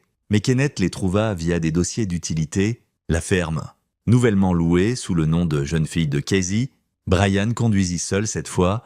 Jake avait des obligations familiales et Wade devait rester avec Matt. C'était presque minuit quand Brian arriva, se garant à 6 kilomètres et marchant à travers les champs. La maison était sombre sauf pour une fenêtre à l'étage. À travers les jumelles, Brian vit le visage de Tom, pâle maigre, fixant la nuit. Le garçon avait l'air hanté. Brian approcha prudemment, trouvant une porte latérale déverrouillée. Naïveté rurale ou piège calculé. De toute façon, il était engagé. À l'intérieur, la maison sentait le désinfectant et la peur. Brian rampa à travers la cuisine vers les escaliers quand les lumières s'allumèrent. Carl Brewer se tenait en haut des escaliers, fusil de chasse pointé vers le bas. Je savais que quelqu'un viendrait éventuellement. Me demandais si ce serait le FBI ou quelqu'un comme toi. Brian leva les mains lentement. Je ne suis pas ici pour faire mal à qui que ce soit, je veux juste parler. Parler de quoi? Comment on est des parents terribles? Comment on a endommagé notre fils? On sait, la voix de Carl craqua. On croyait Walker, pensait qu'on aidait Tom, le rendant plus fort. Maintenant il ne mange pas, ne dort pas. Tressaille quand on le touche, on a détruit notre enfant et on ne peut pas réparer. Donc vous avez fui? Qu'est-ce qu'on pouvait faire d'autre? Affronter les caméras. Les reporters, les voisins nous appelant monstres, on voulait juste que notre fils soit normal. Il n'y a rien de mal avec lui, dit Brian calmement. C'est un enfant avec TDAH. Ce n'est pas anormal, ce n'est pas cassé, c'est juste qui il est. Je sais ça maintenant. Carl baissa légèrement le fusil. Qu'est-ce que tu veux? Tucker. Nous punir, nous faire sentir ce que Tom a senti. Bien, fais-le. On le mérite. Brian regarda l'homme, voyant pas un monstre, mais une personne brisée, quelqu'un qui avait fait un choix terrible et vivait maintenant avec les conséquences. Je ne suis pas ici pour vous punir, dit Brian. Je suis ici pour vous offrir quelque chose. Quoi? Une façon de réparer ça? Pas le fixer. Vous ne pouvez pas fixer ça. Mais peut-être atténuer le dommage. Casey apparut en haut des escaliers tenant la main de Tom. Le garçon regarda Brian avec des yeux vides. De quoi parlez-vous? Demanda Casey. L'organisation de Walker est en ruine. Les installations sont fermées. Mais il y a des dizaines d'enfants comme Tom, traumatisés, luttant avec des parents qui soit ne savent pas comment aider, soit ne veulent pas admettre ce qui s'est passé. Ces enfants ont besoin de soutien, thérapie, ressources. Quelqu'un qui comprend ce qu'ils ont traversé. On n'est pas qualifié. Vous l'êtes plus que vous pensez. Vous avez vu le programme de l'intérieur, vous savez ce qui était promis versus ce qui était délivré. Vous pouvez aider d'autres parents à comprendre le dommage et comment commencer à guérir. Carl fixa « Vous voulez qu'on aide ? Je veux que vous arrêtiez de vous cacher et commenciez à réparer les choses. Soyez honnête sur ce que vous avez fait, ce pourquoi vous avez payé, ce que ça a fait à votre fils. Puis aidez d'autres familles à éviter les mêmes erreurs ou à guérir si elles l'ont déjà fait. Pourquoi nous faire confiance pour ça ? Parce que vous êtes là avec un fusil, clairement coupable et clairement souffrant, parce que votre fils a l'air brisé et vous savez que c'est votre faute. Parce que fuir ne vous a pas fait vous sentir mieux, ça vous a fait vous sentir pire, et parce que peut-être, juste peut-être, vous voulez vraiment faire amende honorable. Le visage de Casey se froissa. On l'a détruit ? Comment on revient de ça ? Un pas à la fois, en commençant par lui obtenir de l'aide réelle, puis aider les autres ? Brian baissa les mains. Je ne suis pas du FBI, je ne peux pas vous arrêter. Je suis juste un papa qui veut s'assurer qu'aucun autre enfant souffre comme le mien. Donc voici mon offre. Revenez en Californie. Travaillez avec l'agent Rowe et les services d'aide aux victimes qui se mettent en place. Soyez honnête surtout, aidez à empêcher que ça arrive encore. Et si on refuse, alors je vous expose de toute façon, mais vous aurez manqué la chance de faire quelque chose de bien avec. Brian sortit son téléphone. J'appelle l'agent Rowe de toute façon. Vous décidez si vous fuyez ou affrontez ça. Il composa. Pendant que ça sonnait, Carl et Casey échangèrent un long regard. Une communication silencieuse passa entre eux. Finalement, Carl posa le fusil. « Ok, dit-il calmement, on reviendra. » L'agent Rowe répondit. « Tucker, ça a intérêt à être bon. J'ai trouvé les Brewers. Ils sont en Oregon et prêts à coopérer. Je vous envoie l'adresse. Vous quoi ? Ils veulent t'aider. Ils sont prêts à témoigner, partager leur expérience, travailler avec les services aux victimes. Juste ne les poursuivez pas jusqu'à l'oubli. Ils sont sincères sur faire amende. Silence. Puis, est-ce que vous les avez menacés ? Je leur ai offert un choix. Ils ont choisi bien. J'envoie le bureau d'Oregon. Restez là jusqu'à ce qu'ils arrivent. On le fera. » Brian raccrocha et regarda les Brewers. « Agent Rowe, des gens seront ici dans 1 heure environ. Vous voudrez peut-être paquer ?» Tom parla pour la première fois. Sa voix petite et brisée. « Vous êtes le papa de Matt ?» Le cœur de Brian se serra. « Ouais, mon grand, je le suis. Est-ce que Matt va bien maintenant ? Il va mieux ? A encore des cauchemars parfois, mais il est en sécurité et il guérit. C'est bien ?» Tom regarda ses parents, puis Brian. « J'étais courageux avant, maintenant j'ai peur tout le temps. » Brian s'agenouilla au niveau du garçon, sachant qu'il ne devrait pas s'approcher trop d'un enfant traumatisé, mais incapable de s'arrêter. « Tu es encore courageux, Tom ? Survivre ce que tu as traversé, c'est la chose la plus courageuse que quiconque puisse faire, et ça ne se sentira pas toujours aussi mal. Je promets... Vous avez promis ça à Matt aussi ? » Chaque jour, Tom hocha la tête lentement, puis se retira à l'étage. Casey le suivit, laissant Brian seul avec Carl. « Merci, » dit Carl. « Je ne mérite pas la miséricorde. Mais merci. Je ne fais pas ça pour toi, je le fais pour Tom et les autres enfants. Ils méritent des parents qui comprennent et veulent t'aider, pas des parents se vautrant dans la culpabilité. Quand même, merci. » Brian attendit jusqu'à ce que le FBI arrive, donna sa déclaration et partit. Une famille de moins, 3 à aller, mais il était fatigué, si fatigué. Brian rentra en Californie au lever du soleil. Conduisant droit à la maison de Wade, Matt était réveillé, mangeant des céréales et regardant des dessins animés en pyjama. Quand il vit Brian, son visage s'illumina. « Papa, tu es de retour ? » « Et, mon grand ?» Brian le souleva, respirant cette odeur de petit enfant. « Tu m'as manqué ? » M. Wade fait le petit déjeuner bizarre. « J'ai entendu ça ?» Wade appela de la cuisine. Matt gloussa et le son était de la médecine. Pendant des semaines, après le sauvetage initial, Matt avait à peine fait du bruit. Maintenant, lentement, il se rappelait comment être un enfant. « Comment ça s'est passé ?» demanda Wade quand Matt revint à ses dessins animés. « Les Brewers coopèrent. 3 familles de plus à trouver. Tu sais que tu n'as pas à faire ça. Le FBI s'en occupe. Je sais, mais je ne peux pas arrêter. » « Pas encore ?» Wade l'étudia avec inquiétude. « Tu as l'air en enfer. » « Brian, quand est la dernière fois que tu as dormi ? » « Je ne sais pas. Mardi. »« C'est vendredi ? Alors mardi ?» Brian se frotta le visage. « J'ai juste besoin de finir ça. M'assurer que tous ces enfants sont comptés, tous les parents comprennent. Puis je peux me reposer. Tu tournes sur vide. Tu vas t'écraser après. Emily l'avocate appela à midi avec des nouvelles. Brian, le divorce est finalisé, garde complète pour vous. Visite supervisée pour Cassie en attente de sa coopération avec les procureurs fédéraux. Elle a signé tout, pas de contestation. C'était rapide? Son avocat voulait que ce soit fini vite. Je pense qu'ils espèrent que coopération et remords aident son cas. Et Brian, il y a autre chose. Clint Pena a fait caution. Brian se glaça. Quand son avocat a argué qu'il n'était pas un risque de fuite vu son service militaire et liens communautaires. Le juge a fixé la caution à 2 millions. Quelqu'un l'a payé? Une société écran qu'on trace encore, mais Brian, l'agent Rowe m'a dit pour les menaces de Clint, vous devez être prudent. Je le serai. Merci pour l'info. Après avoir raccroché, Brian dit à Wade, Clint est sorti. Quelqu'un avec des poches profondes l'a cautionné. Barker, probablement. Ils le veulent dans la rue pour soit fuir, soit causer des problèmes. Brian vérifia son coffre à armes, confirmant que son pistolet était chargé et accessible. Il n'avait jamais été du type à porter. Mais les circonstances avaient changé. On doit être prêt? Tu penses qu'il viendra après toi? Je pense qu'un homme qui a torturé son propre petit-fils pour profit n'acceptera pas la défaite gracieusement. Wade hocha la tête sombrement. Je vais upgrader la sécurité ici. Caméras, meilleure serrure. Et je garde Matt proche. Je devrais emmener Matt quelque part en sécurité, hors état. Peut-être? Ou tu restes et finis où tu as commencé. Matt est en sécurité avec moi. Tu vas trouver ses 3 dernières familles et finir ça. Wade, je suis un grand garçon? Tucker, je peux gérer Clint Pena s'il se pointe? Tu as besoin de gérer le reste? La fermeture compte pour toi et pour Matt. Donc vas-y. Brian voulait arguer, mais Wade avait raison. Fuir retarderait juste l'inévitable.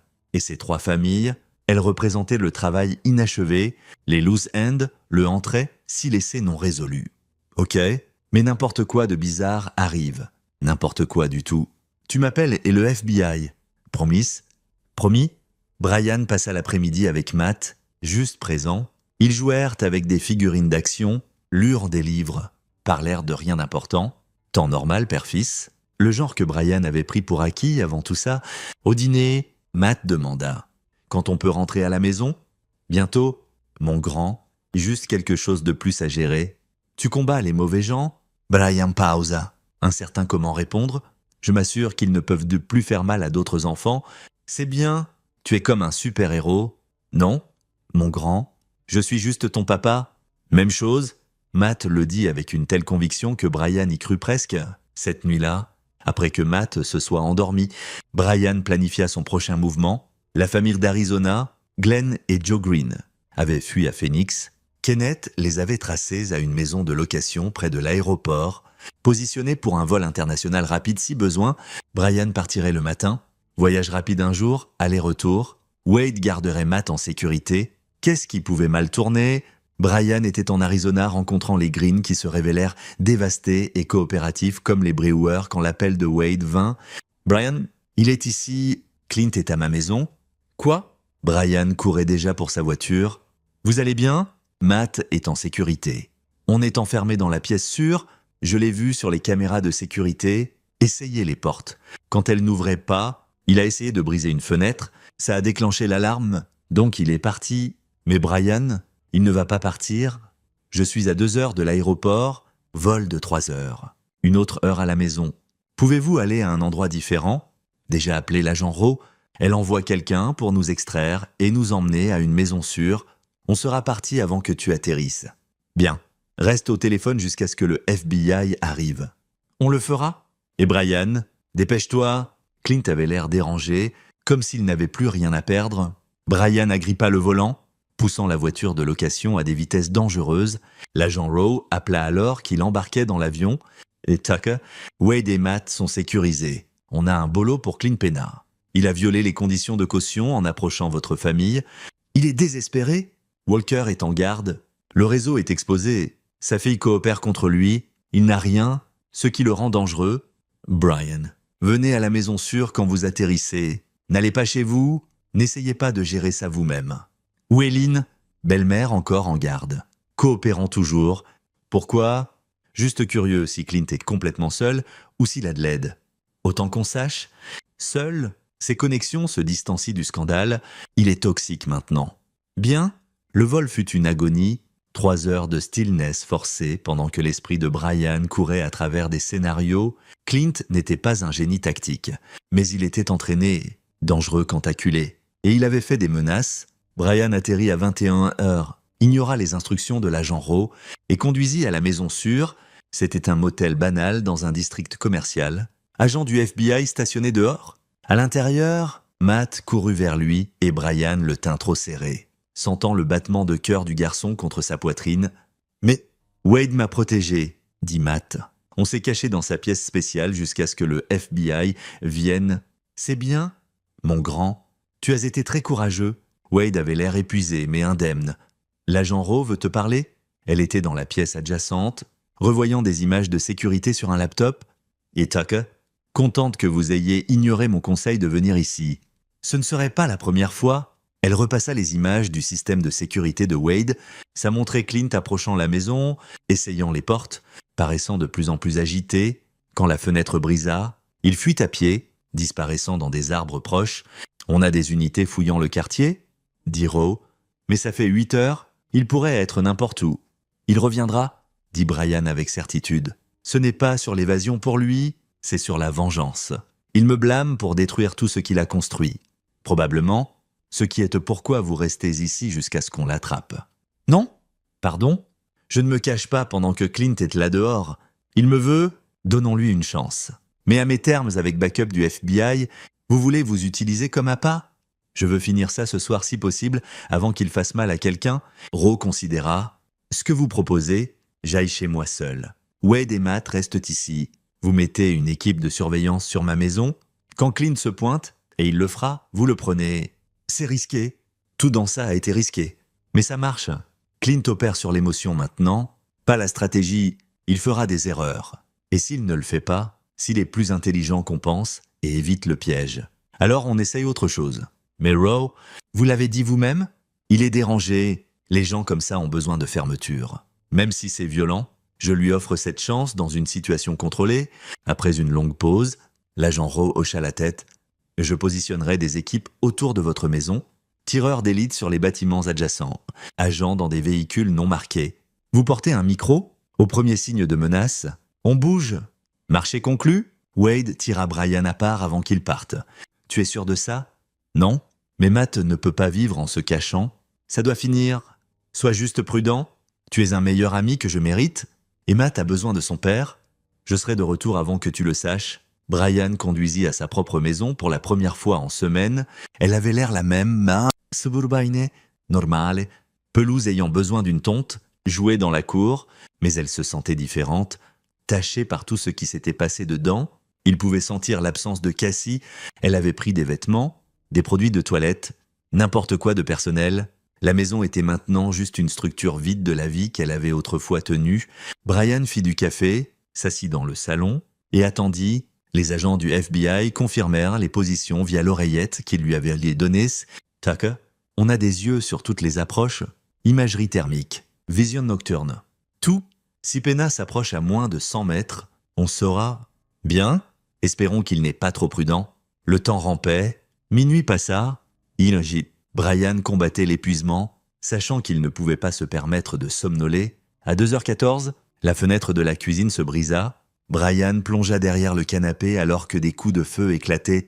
Des tirs déchirèrent le salon, brisant la TV, perçant des trous dans les murs. Les agents du FBI criaient à travers l'oreillette, mais Brian ne pouvait pas les entendre par-dessus le son de son propre battement de cœur. Plus de tirs, puis silence. Brian risqua un regard. Clint se tenait dans la cuisine rechargeant un pistolet, visage tordu de rage. « Et Tucker ? Tu as détruit tout ? Mon œuvre de vie, ma famille, mon but ? Pourquoi ? Parce que tu es trop mou pour discipliner ton propre enfant. Je n'ai rien détruit. » Brian répondit. « Tu l'as fait au moment où tu as décidé que torturer des enfants était acceptable. Ils avaient besoin d'être forts. Le monde ne dorlote pas la faiblesse. Je les faisais survivants. Tu les faisais victimes. » Clint tira encore, forçant Brian à se baisser. « Où diable était le FBI ? Où était ma fille ? » demanda Clint. « Où est Cassie ? Coopérant avec les procureurs fédéraux. Elle va témoigner contre toi, a donné tout. Tu as perdu. Clint, c'est fini. Ce n'est pas fini jusqu'à ce que tu sois mort. » Clint chargea dans le salon. Pistolet levé, Brian roula à gauche, attrapa la lampe de table, la lança, la lampe frappa le bras armé de Clint, l'arme déchargeant sauvage. Puis, des points laser rouges apparurent sur la poitrine de Clint. Viseur de sniper. Lâchez l'arme. Des agents du FBI déferlèrent par la porte d'entrée, fusil levé, à terre. Pendant un moment, Brian pensa que Clint se conformerait à le vieux soldat, reconnaissant une force supérieure, acceptant la défaite, mais puis Clint sourit, leva son pistolet vers les agents, les tirs furent presque simultanés, Clint recula en saccade, s'effondra, heurta le sol durement, du sang se répandit dessous lui, s'étalant sur le plancher en bois dur de Brian. Les agents se précipitèrent, sécurisant l'arme, vérifiant les signes vitaux. L'agent Rowe apparut, regarda le corps de Clint, puis Brian. « Vous allez bien ?» Brian hocha la tête, incapable de trouver des mots. « Les secours sont en route, mais il est parti, suicide par flic probablement, ne pouvait pas accepter les conséquences. » Elle guida Brian dehors, loin de la scène. « Vous avez bien fait ?» Tucker. « C'est fini maintenant. Vraiment ?» Walker confesse tout pour négocier un accord. Barker Strategic Ventures est sous investigation par 3 agences fédérales. Les installations sont fermées. Les enfants sont réunifiés avec des relatives ou placés en soins informés du trauma. Le réseau est détruit et les parents, les clients, des poursuites civiles s'empilent. Certains font face à des accusations criminelles pour mise en danger d'enfants où on peut prouver qu'ils savaient d'al. Entre mes visites et la couverture médiatique, ils sont parias dans leur communauté. Bien ? Vous n'êtes pas censé dire ça ? Je m'en fiche. Ils le méritent. Brian regarda sa maison, les fenêtres brisées, les trous de balles. Je ne peux plus vivre ici. Je comprends. Prenez votre temps pour figurer les prochaines étapes et c'est les pour les Elena. Mais Tucker, vous êtes fini maintenant ? Non. Plus de justice vigilante. Plus de traque de mauvais gars. Brian y pensa. Matt était en sécurité. Le réseau brisé, les menaces primaires neutralisées, il avait accompli ce qu'il s'était fixé. « Ouais », dit-il. « Enfin, je suis fini. » L'agent Rowe avait l'air sceptique, mais ne poussa pas. « Reposez-vous. Passez au bureau du FBI lundi pour une déclaration formelle, puis allez être un père pour votre fils. C'est la victoire ici. » Le garder en sécurité. Brian alla à la maison sûre alors que l'aube se levait. Wade et Matt étaient endormis dans une des pièces, l'épuisement les réclamant enfin. Brian s'assit dehors, la porte écoutant la respiration régulière de son fils, sentant quelque chose comme la paix pour la première fois en semaine. C'était fini. Vraiment fini. 3 mois plus tard, Brian et Matt déménagèrent dans une ville différente. Un nouveau départ, nouvelle maison, nouvelles écoles. Matt était en thérapie 2 fois par semaine. Faisant des progrès lents mais stables, les cauchemars étaient moins fréquents, la peur s'estompait. Wade visitait souvent, devenant un fixture permanent dans leur vie. Emily l'avocate aida Brian à naviguer l'après-coup légal. Témoignages, dépositions, interviews. Les poursuites civiles contre Walker. Les PENA et Barker Strategic Ventures étaient massives, susceptibles de traîner des années, mais les cas criminels étaient solides. Walker faisait face à 60 ans. Lynn Pena prit un accord de plaidoyer. Cassie reçut une sentence réduite en échange de sa coopération, 5 ans avec possibilité de liberté conditionnelle en 3. Elle écrivit des lettres à Matt s'excusant, essayant d'expliquer, demandant pardon. Brian les garda non ouvertes dans une boîte. Un jour, quand Matt serait plus vieux et prêt, il pourrait décider quoi en faire. Barker Strategic Ventures implosa sous le scandale. Leurs investisseurs fuirent, leur PDG démissionna. Et 3 membres du conseil faisaient face à des accusations criminelles pour connaissance des violations de bien-être enfant. La compagnie déposa pour protection de faillite, actifs saisis pour financer compensation des victimes. Et les enfants, tous les 200 plus enfants qui étaient passés par les programmes de Walker, recevaient des soins spécialisés. Brian avait aidé à financer un centre de traitement spécifique pour eux, utilisant sa portion des règlements civils. Ce n'était pas assez. Ne pouvait jamais être assez, mais c'était quelque chose. Brian lui-même luttait avec ce qu'il était devenu pendant ces semaines, l'homme qui avait effracté des maisons, contraint des confessions, laissé Walker en position de stress. Était-il un héros ou un criminel, chercheur de justice ou vigilante? Il ne savait pas, peut-être les deux, mais il savait une chose, Matt était en sécurité. 32 autres enfants étaient en sécurité, et les gens qui les avaient blessés faisaient face à des conséquences. Ça devait être assez. Un soir, Matt leva les yeux de ses devoirs. Il pratiquait l'écriture de phrases complètes et demanda « Papa, quand je serai grand ?» Est-ce que je peux aider d'autres enfants comme tu l'as fait? La gorge de Brian se serra. Qu'est-ce que tu veux dire? Des enfants qui ont peur et mal? Est-ce que je peux les aider à ne plus avoir peur? Tu peux, mon grand, absolument, mais tu sais quelle est la meilleure façon de les aider. Comment? En étant heureux toi-même, en montrant que c'est possible de guérir et avancer, en étant gentil et fort et tout ce que tu es déjà. C'est comme ça que tu aides les autres. En étant la preuve que les choses peuvent s'améliorer, Matt considéra ça sérieusement, puis hocha la tête. « Ok, je peux faire ça. Je sais que tu peux. » Cette nuit-là, après que Matt se soit endormi, Brian s'assit sur le porche regardant des lucioles danser dans la cour arrière. Son téléphone vibra. L'agent Rowe et Taka. « Pensez que vous voudriez savoir. Le dernier des enfants manquants a été trouvé, un garçon nommé Kenneth. 12 ans, Barker l'avait placé avec une famille d'accueil qui s'est révélée être partie d'un pipeline de recrutement. On l'a récupéré et il est en sécurité maintenant. C'est une bonne nouvelle? Ça l'est? Tous les enfants sont comptés maintenant. Le réseau est complètement démantelé. Vous l'avez fait? Brian, vous avez commencé quelque chose qui a sauvé beaucoup de vies. J'ai juste protégé mon fils. Vous avez fait beaucoup plus que ça. Et Tucker, hors enregistrement. Ce que vous avez fait, les visites à domicile, les confrontations, je ne peux pas officiellement le condamner, mais je le comprends. Et je pense que ses parents avaient besoin de sentir ce que leurs enfants ont senti.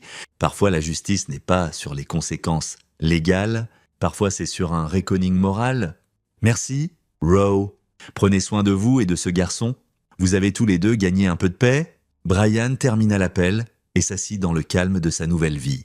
Sentant le poids des mois passés se lever lentement, ça ne disparaîtrait jamais complètement. Les cicatrices couraient trop profond, mais c'était gérable. Matt était en sécurité. C'est ce qui comptait. Tout le reste n'était que détails. À l'intérieur, Brian pouvait entendre son fils parler dans son sommeil. Un des rares rêves heureux qui avait percé les cauchemars. Quelque chose sur des dinosaures et de la glace. Des trucs normaux d'enfants. De beaux trucs d'enfants. Brian sourit, finit son café et rentra dormir dans une chambre à côté de celle de son fils. Il laissa les deux portes ouvertes. Matt dormait mieux sachant que son père était proche. Et Brian dormait mieux sachant que Matt était en sécurité. Guérissant et lentement se rappelant comment être juste un enfant, les monstres étaient partis. L'avenir était à eux. Et ça enfin était assez. Et voilà. Une autre histoire touche à sa fin. Qu'en avez-vous pensé? J'aimerais entendre vos pensées dans les commentaires ci-dessous. Si vous avez aimé cette histoire, considérez de rejoindre notre communauté en vous abonnant. Ça signifie le monde pour nous. Pour plus d'histoires comme celle-ci, jetez un œil aux vidéos recommandées à l'écran et je vous verrai